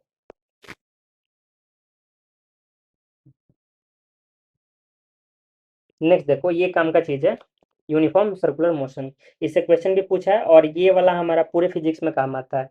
तो इसमें यूनिफॉर्म सर्कुलर मोशन में खास बात ये होती है ना कि इसमें जो एंगुलर वेलोसिटी हमारा होता है वो भी कांस्टेंट होता है, जो हमारा इसका स्पीड होता है, स्पीड ऑफ रोटे मतलब जिससे वो लीनियर स्पीड जिससे वो घूम रहा है, उस वो भी कांस्टेंट होता है। लेकिन हमारा वेलोसिटी चेंज होता है। वेलोसिटी चेंज इसलिए होता है क्योंकि डायरेक्शन चेंज होती है। मान लो ये एक हमारा सर्कल है, अब इस सर्कल में आप बात करो किसी भी एक सर्टेन पॉइंट पे, तो देखो वेलोसिटी हरदम सेम है क्योंकि सेम टाइम में सेम डिस्टेंस कवर कर रहा है। लेकिन यहाँ पे देखो वेलोसिटी की डायरेक्शन कुछ ऊपर की तरफ है, इस पॉइंट पे आओगे वेलोसिटी इधर की तरफ है, इस पॉइंट पे जब आओगे वेलोसिटी इधर की तरफ है। तो वेलोसिटी का डायरेक्शन कंटिन्यूअसली चेंज होता है, इसलिए हम लोग बोलते हैं वेलोसिटी चेंज होता है। लेकिन इस केस में जो हमारा इसका स्पीड होता है वो कांस्टेंट होगा, और साथ ही स्पीड कांस्टेंट है ना, तो हमारा ओमेगा भी कांस्टेंट होगा। अब देखो यहाँ से कुछ चीजें निकल के आएंगी। एक हमारा होता है important centripetal acceleration. Centripetal acceleration हमारा v² आर, और v इक्वल टू होता है आर ओमेगा। तो जब वैल्यू पुट करोगे तो सेकंड फॉर्म में ये आएगा ओमेगा² आर। अब देखो force equal to mass into acceleration आपको याद होगा, तो इसके साथ अगर आप m इंटू ए सी कर दो, m इंटू ए सी, तो यही आपका बन जाता है सेंट्रीपिटल फोर्स, जो कि हम लोग मैग्नेटिज्म में पढ़ते हैं और इलेक्ट्रोस्टैटिक्स में भी पढ़ते हैं। वहाँ पे हम लोग इसको रिलेट करते हैं, इसको यूज करते हैं वहाँ पे चार्ज पार्टिकल के मोशन में। तो इस हिसाब से भी आप लोग कर सकते हो सेंट्रीपिटल फोर्स का कैलकुलेशन। सेंट्रीपिटल फोर्स हमेशा याद रखना है mv² अपॉन आर, या फिर mr ओमेगा²। नेक्स्ट हमारा यहाँ से इंपॉर्टेंट ये टाइम पीरियड और फ्रीक्वेंसी, ये दो चीज समझना। देखो मान लो ये पूरा पूरा इसका रेडियस कुछ आर है, अगर आर रेडियस है तो पूरा पूरा पाथ लेंथ जो हमारा होगा वो हमारा हो जाएगा 2πr। अब इस पूरे को कवर करने में कितना टाइम लगता है ये कैसे कैलकुलेट करोगे, तो 2πr अपॉन वी। वी जो जिस स्पीड से ये हमारा सर्कल में घूम रहा है, इसका जो स्पीड है, तो ये हमारा होता है टाइम पीरियड। टाइम पीरियड मतलब जितना में एक कंप्लीट रिवोल्यूशन कंप्लीट हुआ। और इसी टाइम पीरियड का उल्टा हो जाता है हमारा फ्रीक्वेंसी, कभी कभी वी से भी दिखाते हैं, ये होता है 1/t। इससे भी एक बार क्वेश्चन पूछा है डायरेक्टली, तो इसलिए ये वाला दोनों टर्म आप लोग को याद रहना चाहिए, T equal to 2 pi r/v और एफ इक्वल टू 1/t। ये आप लोग चेंज करना भी सीख सकते हो डायरेक्टली। नेक्स्ट हमारा angular velocity v equal to r omega, यहाँ ओमेगा भी कांस्टेंट है इस केस में हमारे। अब नेक्स्ट है हमारा relative velocity two dimension motion में जब हम लोग आते हैं उस केस में क्या होता है, तो यहाँ पे आपको वेक्टर के टर्म्स में डील करना होता है। सब कुछ सेम रहता है, जो पहले था v a b equal to v A minus we b, बस वी ए जो हमारा स्केलर होता था उसके जगह पे यहाँ पे हमारा वेक्टर आ जाता है। और जो हमारा यहाँ पे वेक्टर आने से चेंज क्या आएगा, यहाँ पे मान लो वी ए कुछ वी एक्स आई कैप और ये हमारा वी वाई जे कैप अगर है, और वी बी भी हमारा कुछ ऐसा ही सिमिलर सिमिलर कुछ है, तो आप लोग सिमिलर कंपोनेंट वाले को डायरेक्टली सब्ट्रैक्ट कर दोगे और उसके बाद जो फाइनल रिजल्ट आएगा वो डायरेक्टली आप लोग रिपोर्ट कर दोगे। मान लो जैसे कि ये वी ए अगर आपको मैं दे दूं 2 i cap plus 3 J cap, और वी बी दे दूं i cap plus J cap, तो normally V A minus we B आप जब करोगे तो यहाँ से वी ए बी जो आपका निकल के आएगा वो आ जाएगा 2y माइनस आई कर दोगे इसके लिए, और प्लस 3j माइनस जे। ऐसे करके हम लोग वेक्टर के टर्म्स में भी सेम यही मेथड फॉलो करेंगे, उससे हमारा आंसर आ जाएगा। तो रिलेटिव वेलोसिटी का कैलकुलेशन आप लोग ऐसे कर सकते हो। ये काम कहाँ पे आएगा, तो देखो रेन मैन वाला जो प्रॉब्लम होता है कि मतलब बारिश हो रही है तो छाता किस एंगल पे लगाएं, स्टैंडर्ड क्वेश्चन है एक एनसीईआरटी में, ये शायद नया वाला में हटा दिया है।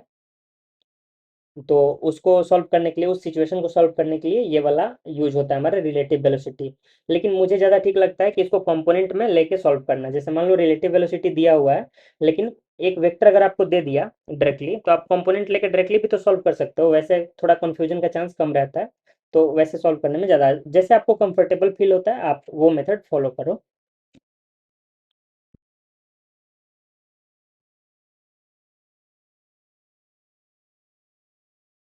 नेक्स्ट देखो इस पार्ट में हमारा इंपॉर्टेंट क्या क्या था, तो देखो 1D मोशन कांस्टेंट एक्सेलरेशन वाला जो है वो इक्वेशन हमारा इंपॉर्टेंट है। और एक चीज जो यहाँ पे छूट गई वो मैं आप लोग को बता देता हूँ, जो इक्वेशन ऑफ मोशन हमारा होता है ना वो हमेशा कांस्टेंट एक्सेलरेशन के लिए ही वैलिड होता है। अगर एक्सेलरेशन चेंज होने लगे तो फिर हमारा इक्वेशन ऑफ मोशन वैलिड नहीं होगा, वो काम नहीं करेगा। तो फिर हमें प्रॉपर वहाँ पे बेसिक मेथड से जाना होता है, जो कि शायद इस एग्जाम में नहीं पूछना चाहिए, क्योंकि ये थोड़ा सा ज़्यादा ही ऊपर हो गया। एनसीईआरटी पुराने वाले में थोड़ा सा मेंशन किया था, लेकिन वहाँ भी डिटेल में कुछ दिया नहीं है। तो देखो नेक्स्ट यहाँ पे प्रोजेक्टाइल मोशन वाला जो पार्ट है ना वो बिल्कुल अच्छे से क्लियर होना चाहिए, उसका क्वेश्चन प्रैक्टिस करो, उसका जो भी हमारा फॉर्मूलाज वगैरह है, वो याद करने ट्राई करो कि क्वेश्चन जल्दी जल्दी बने। बाकी थोड़ा सा एक चीज़ और आप लोग प्रैक्टिस करना, एक्सेलरेशन की वैल्यू जो होती है हमारी फीट पर सेकंड वाले टर्म में 32 फीट पर सेकंड स्क्वायर होती है। तो ये सारी छोटी छोटी जो चीज़ें हैं ये मालूम रहनी चाहिए, क्योंकि एग्जाम में वो लोग देते नहीं हैं, तो हम वहाँ पे फंस सकते हैं।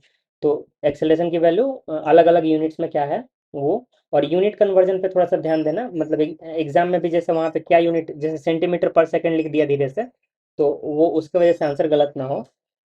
नेक्स्ट देखो इसमें जो भी हमारे फॉर्मूला जाते हैं, time of flight, maximum height, range, वो सारी याद कर लो, वो आपके लिए हेल्पफुल रहेगा। अगर याद नहीं होती हैं तो फिर, अगर या फिर उस टाइम पे भूल जाओ तो मैंने आपको बेसिक वाला मेथड बता दिया है, उससे भी आप जा सकते हो। नेक्स्ट आपका है ये ग्राफ वाला फंक्शन। ग्राफ को आप लोग इमेजिन करना सीखो थोड़ा सा, मतलब कि जैसे पेपर पे कुछ लिख दिया उससे दिमाग में ग्राफ बने, या फिर उसको आप लोग पेपर पे बना पाओ, ये चीज़ इंपॉर्टेंट है। क्योंकि यहाँ पे ग्राफ दे के दिखा के नहीं पूछ रहा है, यहाँ पे ग्राफ के बारे में एक्सप्लेन कर दे रहा है, या फिर सिचुएशन दे दे रहा है, बोल रहा है ग्राफ कैसा होगा। तो वो आप लोग को थोड़ा सा ग्राफ वाले पार्ट पे भी देखना पड़ेगा। ये सारा ग्राफ मैंने क्लास वाले पीडीएफ में डिटेल में दिया हुआ है, तो एक बार आप लोग वहाँ से देख सकते हो। नेक्स्ट यूनिफॉर्म सर्कुलर मोशन का बेसिक वही सारा चीज़, जो सेंट्रीपिटल एक्सेलरेशन वगैरह हो गया, उसमें जो हमारी स्पीड कांस्टेंट होती है, वेलोसिटी कांस्टेंट नहीं होती है, साथ ही ओमेगा हमारी कांस्टेंट होती है, टाइम पीरियड। एक बार हाँ एक बार और पूछा है उसने फ्रीक्वेंसी के टर्म में हमारा उसका पूछा है आई थिंक एक्सेलरेशन। जैसे कोई पार्टिकल मान लो सर्कुलर मोशन कर रहा है, तो उसका एक्सेलरेशन क्या होगा फ्रीक्वेंसी के टर्म में। तो वो क्वेश्चन भी आई थिंक आप लोगों ने पीवाईक्यू में किया होगा।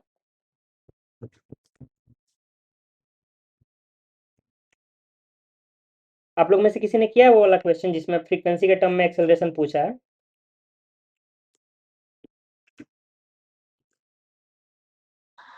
कौन सा? फ्रीक्वेंसी के टर्म में एक्सेलरेशन पूछा है क्वेश्चन में। एक मिनट वही देख रहा हूँ।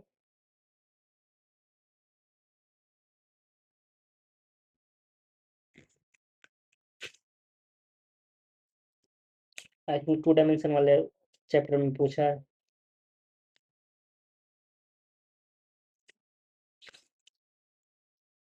हाँ, ये वाला question, a small object makes uniform motion with frequency v in a circle of radius r, the magnitude of its acceleration is. मतलब एक छोटा सा ऑब्जेक्ट है, वो सर्कुलर मोशन कर रहा है, यूनिफॉर्म सर्कुलर मोशन। सर्कल है जिसका रेडियस आर है, सर्कल का रेडियस आर और फ्रीक्वेंसी वी दिया हुआ है, हमें एक्सेलरेशन बताना है। यूनिफॉर्म सर्कुलर मोशन का केस है, तो इसको कैलकुलेट करना है डायरेक्टली। तो आप लोग कैसे करोगे? फ्रीक्वेंसी को टाइम पीरियड में कन्वर्ट करके टाइम पीरियड से T equals to 2 pi by omega, omega equals to v by r, उससे आ जाएगा। हाँ, बिल्कुल सही। सेम इसी मेथड को फॉलो करना है, 2-3 स्टेप जाएगा लेकिन आंसर फाइनली आ जाएगा।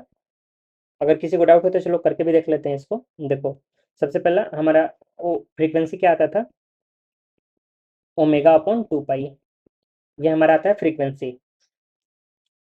हाँ, चैट में लिख दिया, सेम यही। तो यहाँ से देखो, यहाँ से ओमेगा आप डायरेक्टली लिख सकते हो 2 pi into v, omega equals to 2 pi we.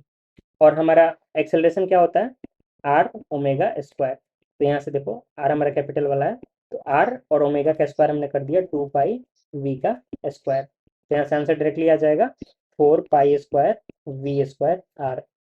तो ये क्वेश्चन प्रीवियस ईयर का है, रिलेटिवली सिंपल है लेकिन बेसिक कॉन्सेप्ट मालूम होना चाहिए, तो आप लोग इसको इजीली सॉल्व कर लोगे। देखो, इसका सॉल्यूशन यही है कि आप लोग क्वेश्चन ज़्यादा से ज़्यादा प्रैक्टिस करो, और मतलब इस टाइप के सिमिलर क्वेश्चन प्रैक्टिस करो, क्योंकि एक दिक्कत थोड़ा सा है ना कि एनसीईआरटी में सारे क्वेश्चन इस लेवल के नहीं है, कुछ क्वेश्चन थोड़ा सा ज़्यादा ऊपर चले जाते हैं और कुछ क्वेश्चन बहुत ही ज़्यादा इजी लगते हैं, तो थोड़ा सा मिक्स काइंड ऑफ है वहाँ पे। तो आप लोग जिनके पास मतलब जिनकी ऑलरेडी मैं देख रहा हूँ कुछ लोगों की फिजिक्स काफ़ी अच्छी है, तो वो लोग ट्राई करो कि एच सी वर्मा का जो ओवन वाला एक्सरसाइज है ना, वो आप लोग सॉल्व करो, आपको काफ़ी अच्छा लगेगा। उसमें इसी लेवल के ऑलमोस्ट क्वेश्चन रहते हैं स्टार्टिंग में, अगर कुछ क्वेश्चन को इग्नोर कर दो तो।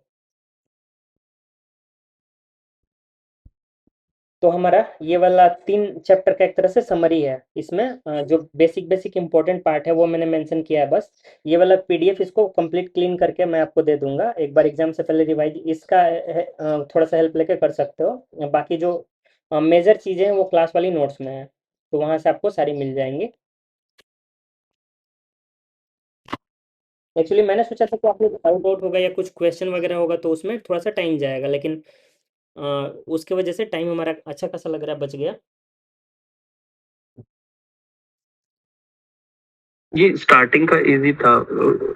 इससे एक एक सजेशन था एक्चुअली सर। हम्म। जैसे अ, आज का जैसे जी एक चैप्टर कराया आपने, लेट्स से इलेक्ट्रोस्टैटिक्स करवाया है आपने, है ना। हम्म। इसका लेक्चर जो थ्योरेटिकल पार्ट है वो हम लेक्चर से देख लेंगे। आप हम्म। इस क्लास में पीवाईक्यूज वगैरह जो इम्पोर्टेंट इम्पोर्टेंट क्वेश्चंस है ना, कुछ कुछ, कि सभी सारे कॉन्सेप्ट को टच करता हुआ चले जाए, बस वो ऐसे क्वेश्चन एक बार रिवाइज हो जाएंगे ना, तो वो पूरा कंसेप्ट भी रिवाइज हो जाएगा। और क्या कहते हैं, टॉपिक हम उससे कर लेंगे। ओके ओके, ठीक है। फिर तब ये ऐसा वाला जो पीडीएफ रहेगा वो डायरेक्टली शेयर कर देंगे ग्रुप में, जो भी होता है। और क्वेश्चन ही मेजरली करते हैं फिर। क्वेश्चन में मतलब एक थोड़ा सा है ना कि पीवाईक्यूज, मतलब पीवाईक्यू फिर आप लोग करो, मैं आपको एक्स्ट्रा क्वेश्चन कराता हूँ। हाँ, एक्स्ट्रा ही मेरा मतलब लेवल वही, और मतलब क्वेश्चंस हमारे, मतलब क्वेश्चन ज्यादा प्रैक्टिस हो जाए। नहीं नहीं, क्वेश्चन आपको सफिशिएंट मिलेगा। जैसे देखो, इस मंथ में मेरा ये है ना कि इस मंथ में जो कुछ कुछ पॉइंट्स छूटे हुए हैं क्लास में, जैसे कुछ मान लो किसी को क्लास में कुछ समझ में नहीं है, मेरा सेशन रखने का मतलब मेन जो ये है कि अगर मतलब किसी को डाउट रह गया क्लास का, क्लास वाले पार्ट में, तो वो क्लियर करना। और मेरा टारगेट ये है कि नेक्स्ट मंथ में ना पूरा मंथ क्वेश्चन ही डेली, मतलब at least daily 50 question 100 question daily करना है क्लास में, अच्छे अच्छे। और मतलब देखो, साथ में सॉल्व करना है। और मतलब ज़्यादा लोग नहीं, ज़्यादा लोग रहने से थोड़ा ज़्यादा ये होगा, रिस्पॉन्सिव लोग रहेंगे, भले 10 रहेंगे 20 रहेंगे। आप लोग साथ साथ मेरे क्वेश्चन सॉल्व करो, मैं भी करूँगा, आप लोग भी करो साथ साथ, ऐसे थोड़ा मज़ा आएगा। हाँ। हम्म।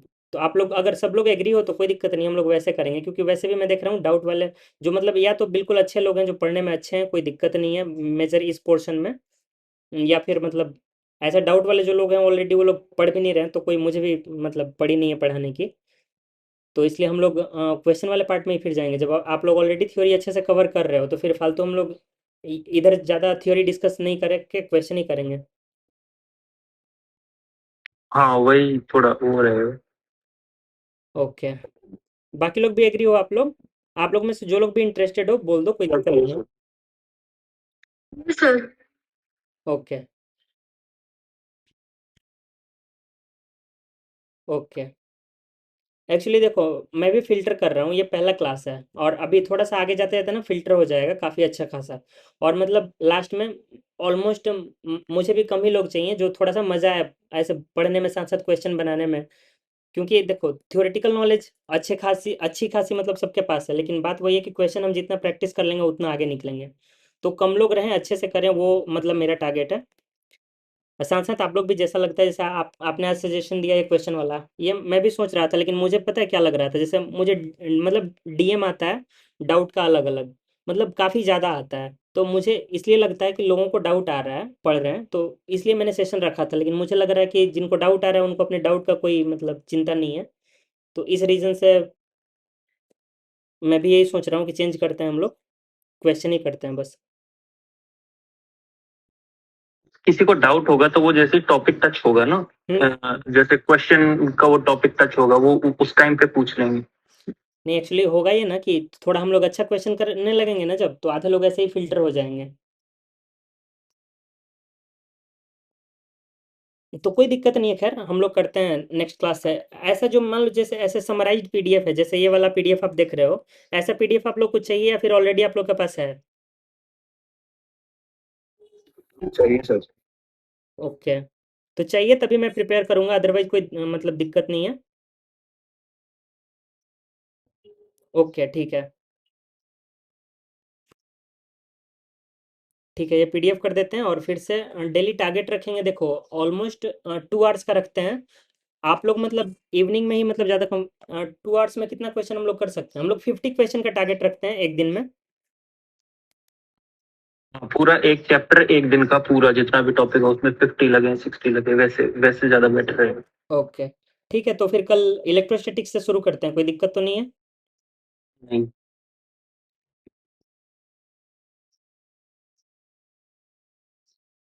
Okay, okay. ठीक है, फिर कल इलेक्ट्रोस्टैटिक्स का हम लोग 50 क्वेश्चंस करते हैं। अप्रॉक्सिमेटली मान लो मैक्स जाएगा सेशन तो 2 आवर्स जाएगा, उससे ज़्यादा नहीं जाएगा। टाइमिंग वही शाम वाली रख लेते हैं, क्योंकि अब वीकडेज़ है ना, तो अगर मतलब जैसे आप लोग फ्री हो तो दिन में भी दिक्कत नहीं है, शाम 4 बजे 5 बजे।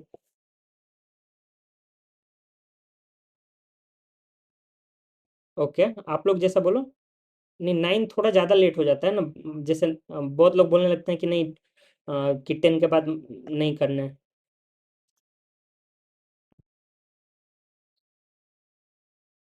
8 मेजॉरिटी लोग 8 हैं। हाँ ठीक है, ऐसे भी दिक्कत नहीं है, अर्ली डिनर करके आराम से बैठ सकते हैं।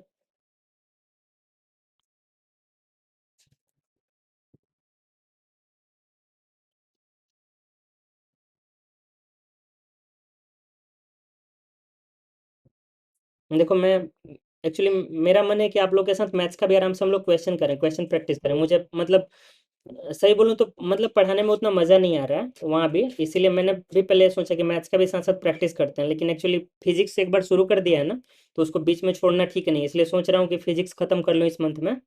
तो फिजिक्स एक बार थ्योरेटिकल वाला पार्ट पूरा खत्म हो जाता है ना, तो मैथ्स का भी हम लोग साथ साथ क्वेश्चन करेंगे। अगर मतलब जैसे जिनके पास भी टाइम रहेगा आप लोग ज्वाइन कर सकते हो। मैथ्स में भी डेली यही टारगेट रखेंगे हम लोग, 40-50 क्वेश्चन कम से कम डेली हम लोग करें, पहले चैप्टर वाइज फिर बाद में मिक्स फॉर्मेट में। तो उससे क्या होगा ना, थोड़ा थोड़ा जैसे कि कुछ कुछ मान लो, जैसे कुछ अगर मुझे पता है कोई ट्रिक, जैसे किसी क्वेश्चन को बनाने का कोई इजी ट्रिक मुझे अगर पता है, वो मैं आप लोग को बता सकता हूँ, या फिर किसी आप लोग को में से किसी को पता है, वो आप लोग शेयर कर सकते हो। तो मैथ का भी कल से स्टार्ट करोगे या नहीं नहीं, वो थोड़ा मैथ्स का बाद अभी में? नहीं, मैथ्स का थोड़ा सा बाद में करते हैं, इस मंथ के बाद, क्योंकि ये थोड़ा सा टाइम मेरा उधर जा रहा है ना, फिजिक्स वाला जो स्टैटिक वाला लेक्चर्स है सारा थ्योरी वाला, उसको कंप्लीट वहाँ पे करके छोड़ देते हैं। मैथ्स का एक्चुअली क्लास नहीं डालना है, मैथ्स का क्लास नहीं वहाँ पे देना है, वहाँ पे बस फिजिक्स का क्लास दे के कंप्लीट कर देना है।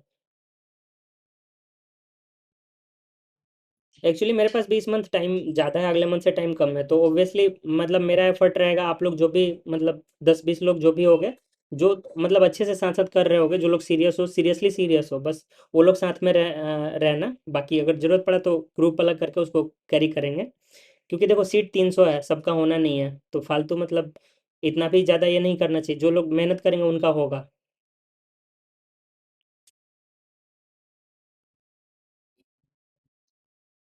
सैटरडे मैथ्स कर लेते हैं। नहीं सैटरडे नहीं, थोड़ा सा रुक जाओ, मैथ्स वाला भी हम लोग करेंगे, मैथ्स अच्छे से करेंगे।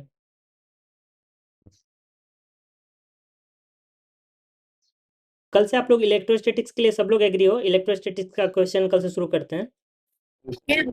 ओके। और थोड़ा सा क्वेश्चन अगर मान लो थोड़ा सा हल्का 2021 वाले लेवल पे भी लेके जाएंगे तो दिक्कत नहीं है। नहीं, नो शुरू नो शुरू। ओके। एक बार थोड़ा सा आप लोग बेसिक सारा क्लियर कर लेना डेली, मतलब क्लास से पहले रिवाइज करके आना थोड़ा सा। सर नीट का पीवाईक्यू ट्राई कर सकते हैं क्या अभी के लिए, chapter wise?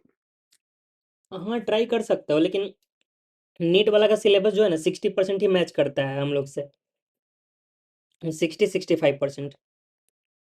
Just PYQ practice है, वो प्रैक्टिस हाँ कीजिए। कर सकते हो, लेकिन उससे अच्छा मैं बता रहा हूँ ना, आपका कॉन्सेप्ट बहुत अच्छा क्लियर होगा। आप एच सी वर्मा का ओवन एक्सरसाइज ट्राई करो, वहाँ पे कॉन्सेप्ट बहुत अच्छा क्लियर होता है।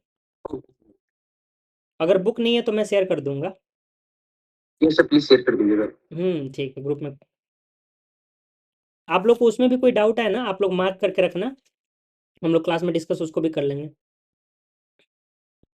इलेक्ट्रोस्टैट्स का बिफोर सेशन आप लोग मांग रहे हो? नहीं, ये जो समरी है ना, समरी मैं आपको नेक्स्ट मंथ में दूंगा, अभी क्वेश्चन करते हैं फिर, क्योंकि एक साथ समरी बनाने में और फिर उधर क्लास वाला नोट्स रेडी करने में दोनों अलग अलग ये होगा ना। या सर अभी खुद का नोट्स बना लेते हैं, बाद में फिर जब हाँ अभी सबमिट आप लोग देंगे तो नोट्स सबमिट लो, हो जाएगा। जो भी इंपॉर्टेंट वाला पोर्शन रहेगा ना, जैसे हर एक चैप्टर में जो इंपॉर्टेंट है जिससे क्वेश्चन पूछ रहा है, वो वाला समरी मैं आपको अगले मंथ में दे दूंगा। Summary in the sense? जैसे ये समरी है हमारे पास, ये जैसे कि ये 16 पेज में हमारा 3 चैप्टर, ऑलमोस्ट 4 चैप्टर कवर है, ऐसे टाइप।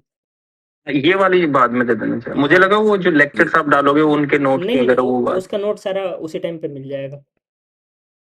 ठीक है। जब भी क्लास खत्म होगी ना, साथ साथ नोट्स वहाँ पे टेलीग्राम ग्रुप में मिल जाएगा। चलो, लेकिन मुझे अच्छा लगा कि आप लोग 2023 लोग मतलब हो सीरियस एटलीस्ट। देखो जैसे कि मुझे पता नहीं, देखो आप लोग कितना पे कौन मतलब कितना पढ़ रहा है, मुझे तो ये आइडिया नहीं है ना, तो आप लोग जैसे अगर बताओगे कि नहीं हम लोग अच्छे से किए हुए हैं, जैसे आप बोले, तो इससे मुझे पता चला कि नहीं ठीक है, क्वेश्चन करने से ज़्यादा फायदा होगा। लेकिन अगर मुझे ये लगता है, जैसे मुझे जनरली जो मैसेजेस आती हैं वो बस डाउट को लेके आती हैं, वो भी पता है बहुत छोटे छोटे डाउट्स, लाइक करंट डिवाइड हो रहा है तो उस केस में कैसे कैसे हो रहा है, तो मतलब बहुत छोटा छोटा डाउट होता है ना। और मेरा लेक्चर जो है आप लोग, हाँ बोलिए। Yes, sir. अगर जनरली बोलो तो सर शुरू में लग रहा था कि हाँ सर तो पढ़ा हुआ है, हो रहा है, ठीक है चल रहा है, बट अगर क्वेश्चन होते तो उससे ज्यादा कॉन्सेप्ट क्लियर होता है। हाँ मतलब भाई। कैसे में तो वहाँ पे क्वेश्चन ही सॉल्व करने हैं, तो उससे कॉन्सेप्ट प्लस जो भी है आप पे थोड़ा बहुत डाउट होता है, अगर बेसिक में करें या फिर बोलो तो थ्योरी पार्ट में, तो वो भी साथ साथ हो जाता है क्लियर, जैसे जैसे क्वेश्चन आते हैं उसके हम्म। अकॉर्डिंग। हाँ नहीं, लेकिन मतलब कुछ मुझे लग रहा था ना कि कुछ लोग को बेसिक्स में ही प्रॉब्लम है, जैसे अब मेरा लेक्चर आप अगर जो भी लोग देखे होंगे, वहाँ पे बेसिक्स ज़्यादा क्लियर नहीं होगा, ये मैंने बोला भी है, क्योंकि वो जो है काइंड ऑफ क्रैश कोर्स है, उसमें जो मतलब है ना, हर एक टॉपिक को टच किया गया है, उसमें हम डेप्थ में गए ही नहीं है किसी टॉपिक के। तो इस रीज़न से वहाँ पे मुझे लगा कि बेसिक्स में दिक्कत है सबको, इसलिए दिक्कत आ रही है, तो इसलिए मैंने डाउट वाला सेशन रखा था, लेकिन डाउट वाला में बेनिफिट नहीं है ज़्यादा, तो हम लोग क्वेश्चन वाला ही करेंगे अपना। जैसे तो क्लास का लिमिटेड आवर का रहेगा तो क्यों चलेगा सर, क्योंकि बाकी और भी पढ़ना रहेगा सर, भी ऐसा भी मतलब थोड़ा सा वो हेक्टिक हो जाता है। कौन सा समझे नहीं? मतलब क्लास का जो टाइमिंग रहेगा सर 8 से मतलब 2 घंटे के लिए मैक्सिमम रहेगा सर, तो भी हाँ क्यों हाँ। सही रहेगा। नहीं 2 घंटा में 50 क्योंकि कुछ क्वेश्चन तो आराम से हो जाएगा, क्योंकि एक क्वेश्चन पे मान लो अगर 2 मिनट भी देते हैं, 2 मिनट तो नहीं लगेगा, हम लोग ट्राई करेंगे 1 मिनट में ही करने सबको। ओके चलो। तो एक एक मिनट करके लेंगे, तो 50 क्वेश्चन एक दिन में रखते हैं, तो मान लो 1 मिनट, तो 50 मिनट वो हो गया। और उसको डिस्कस करने में अगर थोड़ा सा टाइम लगता है, जैसे कोई क्वेश्चन मान लो चलो अच्छा सर है, हम 2 आवर में हो जाएंगे। हाँ 2 आवर्स में वो निकल जाएगा अपना। ठीक है, थोड़ा बहुत ऊपर नीचे होगा तो 5-10 मिनट इधर उधर वो मैनेज कर लिया जाएगा। हम्म। मुझे भी यही लग रहा था, क्वेश्चन प्रैक्टिस से अच्छा खासा फायदा होगा, इसीलिए मैं वहाँ पे क्वेश्चन भी दे रहा हूँ ग्रुप में। लेकिन मतलब यही है कि बहुत ज़्यादा रिस्पॉन्स नहीं है, इसलिए मुझे ये भी डाउट था कौन बना रहा है नहीं बना रहा है, तो क्वेश्चन पेपर रेडी करने में भी मेहनत लगता है, तो इसलिए कभी नहीं कभी नहीं, लगता है क्यों क्वेश्चन मेहनत क्वेश्चन करें। अच्छे हैं वो चाहिए वो और क्वेश्चन। हाँ, वो क्वेश्चन तो लगभग इसका सारा बेसिक है। 2023 का पेपर मतलब लिटरली बहुत इजी है। अगर 2021 से कंपेयर जब भी करते हैं, मतलब बिल्कुल बहुत ज़्यादा कॉन्ट्रास्टिंग डिफरेंस दिखता है। Yes yes exactly. कटअप भी काफी है क्या सर? वही वही। अरे नहीं, लेकिन कट ऑफ हाई जाना मतलब थोड़ा अच्छा पढ़ने वालों का थोड़ा सा लॉस हो जाता है उसमें। Yes sir. अभी एक लोग सुबह में कॉल किया था, 101 मार्क्स था पिछला बार।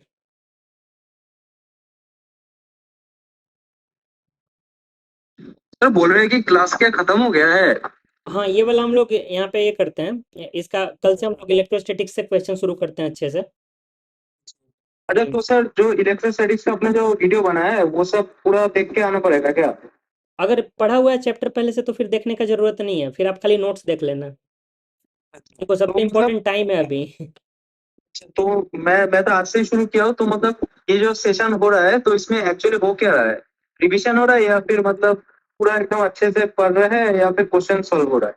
नहीं, इसमें हम लोग कल से क्वेश्चन सॉल्व करने वाले हैं, ढेर सारे अच्छे लेवल के क्वेश्चन सॉल्व करेंगे, डिस्कस करेंगे। अच्छा अच्छा।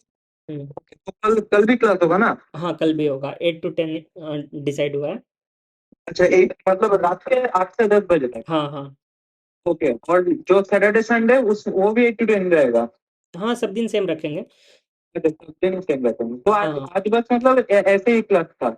हाँ, आज का क्लास हम लोग एक्चुअली इस सारे चैप्टर से पहले डाउट वाले लोगों का आ रहा था मैसेज, इस रीजन से मैंने डाउट के लिए क्लास रखा था मेनली। लेकिन डाउट वाले लोग खुद नहीं है, जो लोग आए हैं मेजरली वो लोग ऑलरेडी अच्छे क्लियर कॉन्सेप्ट वाले हैं, तो अच्छा सर बोल रहे हैं ये डाउट क्या मतलब जो सब्जेक्ट्स रिलेटेड डाउट या फिर मतलब exam related doubt? Subject related.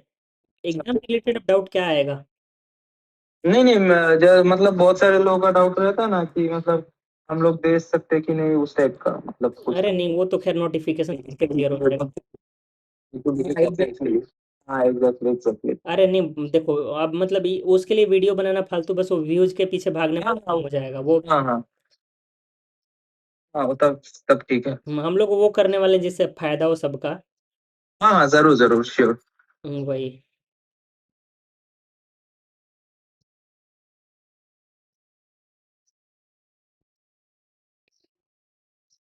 और आप लोग की तरफ से कोई और सजेशन? नहीं सर नहीं सर। सर बोल रहे हैं कि अगर मतलब मैथ्स का जो आप बस 3D और वेक्टर वेक्टर तो आपने पढ़ा दिया है तो बस आप 3D को थोड़ा सा कवर कर सकते हैं क्या? 3D geometry. ठीक है, 3D हम जैसे हम लोग क्वेश्चन जब डिस्कस करेंगे ना 3D का, तो हाँ उसमें हम लोग उसी क्लास में इतना कर लेंगे जिससे कि इसमें जो पूछता है वो सारा क्वेश्चन बन जाएगा। डिटेल में कवर नहीं करेंगे। ठीक ठाक चल मतलब हो जा रहा है पर मतलब जो थोड़ा सा जो कॉम्प्लिकेटेड क्वेश्चंस होता है ना हम्म। उसमें थोड़ा सा इशू आ रहा है। नहीं, थोड़ा सा दिक्कत वहाँ पे आता है, वहाँ पे एक्चुअली मतलब 3D ऐसा चैप्टर है ना, थोड़ा सा इमेजिनेशन पार्ट अगर थोड़ा सा नहीं क्लियर है ना, तो वहाँ दिक्कत आएगा 3D के क्वेश्चन में। हाँ फॉर्मूला ही लगाने का नहीं मिलता मतलब कौन सा क्या दिया हुआ है फॉर्मूला याद होते भी नहीं। हाँ, वही वही। सही बोल रहे हो भाई। मतलब थोड़ा सा इमेजिनेशन अगर सही काम करेगा तो 3D चैप्टर बहुत इजी लगेगा। आज ये थोड़ा विजुलेशन पढ़ना बहुत जरूरी है। हाँ, एक्चुअली मतलब पहले मैं क्या करता था ना, मैं जब कोटा में था उस टाइम में जो 3D का क्वेश्चन होता था ना, उसको थोड़ा सा इमेजिन करके मैं क्या करता था, उसको वेक्टर में कन्वर्ट पहले करता था। वेक्टर में एज्यूम करके वेक्टर समझ के बनाता था। सारा क्वेश्चन नहीं बनता है, लेकिन वैसे 60% क्वेश्चन सॉल्व हो जाता था, जो उस टाइम पे होता था। तो ऐसे भी आप लोग कर सकते हो अगर कर पाओ तो। हाँ, बोलो। नहीं नहीं सर गलती से लग गया गलती से। Okay okay. जैसे कुछ कुछ ठीक है। डिफरेंशिएशन हुआ क्या? डिफरेंशिएशन इंटीग्रेशन सॉरी इंटीग्रेशन हुआ? नहीं, ये सारा बेसिक वाला कॉन्सेप्ट है, सारा बेसिक जो हमारा फिजिक्स में यूज होता है वो सारा था। जो अपना जो ये क्लास के ये आपने रिकॉर्ड किया है क्या? हाँ, क्लास रिकॉर्ड हुआ है। रिकॉर्ड का तो मतलब ये यूट्यूब पे डलेगा क्या? हाँ, यूट्यूब पे मिलेगा। एक्चुअली ये सारा क्लास यूट्यूब पे रहेगा, लेकिन नेक्स्ट मंथ जो भी आएगा वो हम लोग का मतलब जनरली वो मतलब मीटिंग में ही हम लोग सॉल्व वॉल्व करेंगे। उसके बाद वो क्लास सारा में भी अपलोड नहीं हो पाए, क्योंकि नेक्स्ट मंथ मेरे पास भी टाइम कम रहेगा ना, तो इसको अभी जैसे अभी क्लास खत्म होगा तो इसको एडिट करके डालना पड़ेगा। अच्छा। हम्म। तो मतलब कल से मतलब रेगुलर 8 से 10 बजे तक क्लासेस होगा है ना? हाँ, क्वेश्चन प्रैक्टिस का। ओके। और जो मतलब आपके जो जो बाकी के जो वीडियोस है ना मतलब जो मतलब आपने अभी तक अपलोड नहीं किया जैसे फिजिक्स के जो लास्ट वाले जो एटम्स, न्यूक्लियस, उन सब चैप्टर्स वो कब तक अपलोड हो जाएगा? वो मॉडर्न फिजिक्स तो खैर एक लेक्चर का काम है, वो सारा कंप्लीट हो जाएगा एक अच्छा लेक्चर में। अच्छा। मॉडर्न फिजिक्स में वेव नेचर भी डाल देंगे क्या? हाँ, वो तो मॉडर्न फिजिक्स वहीं से शुरू ही होता है, अच्छा अच्छा, ठीक है। तब तो ठीक। वहाँ पे सारा कवर हो जाएगा। 11 का हाँ, 11 सारा मिल जाएगा सिक्वेंसली, पहले 12 हो जाएगा फिर 11 का सारा मिल जाएगा। अच्छा, sure, sure, हम्म। sure। पीवाईक्यूज का पीडीएफ का सेग्रीगेशन बनाकर दे सकते हो चैप्टर वाइज ऑफ फिजिक्स। हाँ, ये राजीव पता है, ये आप उस आदमी को बोलो जिसके पास वो कैरियर वेब वाली यूजलेस बुक हो जिसमें बहुत सारी गलतियां हैं, उसमें बस एक ही चीज़ सही है, क्वेश्चन पीवाईक्यू वाला चैप्टर वाइज कर दिया है, अदरवाइज मतलब किसी काम का नहीं है। तो आप लोग जिसके पास भी है पीडीएफ बना के आपस में शेयर कर लो।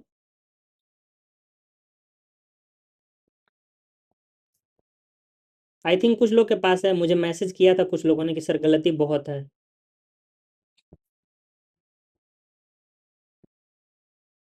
मॉक्स कब से चालू होंगे? मॉक पेपर तो ऑलरेडी आप लोग को मिल ही रहा है, क्वेश्चंस बनाओ, बाकी आप जिस प्लेटफॉर्म का यूज कर रहे हो जहाँ भी, जैसे टेक्स्ट बुक वगैरह, वहाँ पे आप लोग देते रहो रेगुलर। हाँ, लेकिन एक दिक्कत है, जो लोग मतलब दूसरी तीसरी बार एग्जाम दे रहे हैं वो मुझे लग रहा है कि टेक्स्ट बुक के सारे मॉक्स निपटा दिए होंगे। सर बोल रहे हैं आप जो वो पीडीएफ आपने डाला है ना ग्रुप में, एडीसी 25 ग्रुप में, जो आपके नोट्स, वो एक बार आप स्टार या फिर पिन कर सकते हैं क्या? नोट सारा टेलीग्राम चैनल जो है ना वहाँ पे है, उसका लिंक ग्रुप में है। अच्छा अच्छा। चलो ओके, कोई नहीं, फिर क्वेश्चन रेडी करते हैं कल के लिए 50। थोड़ा सा अच्छा अच्छा क्वेश्चन रखेंगे आप लोग, मतलब वही है, रिवीजन करके आना, नहीं तो फिर थोड़ा सा बोरिंग लगेगा पार्टिसिपेट अगर नहीं करोगे तो। ओके ओके, कल से इलेक्ट्रोस्टैटिक्स शुरू है ना? हाँ, इलेक्ट्रोस्टैटिक्स कल से शुरू करते हैं, जैसे जैसे क्लास का सीक्वेंस है ना वैसे वैसे हाँ हम लोग उसको कंटिन्यू करते हैं। और एक ऋतिक का क्वेश्चन है, पोस्ट कम है एनी गेस कट ऑफ। भाई देखो, दो बात बोलूंगा, एक तो मतलब कुछ भी गेस नहीं कर सकते हैं क्योंकि पेपर का लेवल भी तो नहीं पता है ना, तो खाली मतलब वैकेंसी के अकॉर्डिंग कट ऑफ नहीं बता सकते हैं, पहला बात। और दूसरा, आप मतलब एनालाइज कर रहे हो जो अपना पैटर्न पीवाईक्यू का, लेकिन मतलब दिक्कत यह है कि मतलब पैटर्न फॉलो करेगा इसकी भी कोई गारंटी नहीं है, मतलब तो इसलिए आप भी मतलब पूरा पूरा सिलेबस कंप्लीट कवर करो। जो चीज़ ज़्यादा पूछ रहा है, कुछ मेजर चीज़ है वो ठीक है, वो करना है, लेकिन साथ साथ मतलब छोड़ना कुछ भी नहीं है, क्योंकि टाइम काफ़ी है अभी। टाइम तो वैसे मतलब एक एक महीना तो सिर्फ वो क्या बोलते हैं, एप्लीकेशन फिलअप का ही है, फिर उसके बाद कब एग्जाम, वो भी शायद एक महीना बाद चालू हो, या 50 एटलीस्ट 15 डेज तो लगेगा। हम्म। अरे नहीं ऋतिक, मुझे भी लगा, वो पता है वो दूसरों को डिस्ट्रैक्ट करने का तरीका ज़्यादा है, वो मतलब हेल्प करने वाला कम था।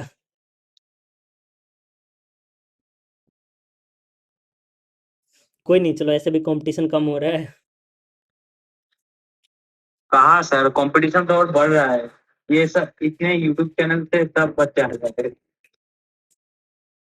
अभी नोटिफिकेशन आया नहीं, सबको पता होगा। हाँ एग्जैक्टली।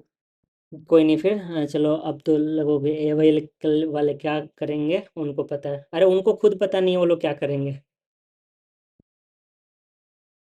कोई नहीं, लेकिन जो भी करेंगे थोड़ा सा अच्छे से करेंगे हम लोग तो काम निकल जाएगा। ठीक है सर, चलते हैं कल हम्म। तो फिर 8 बजे, ठीक है। ठीक है ठीक है। ठीक।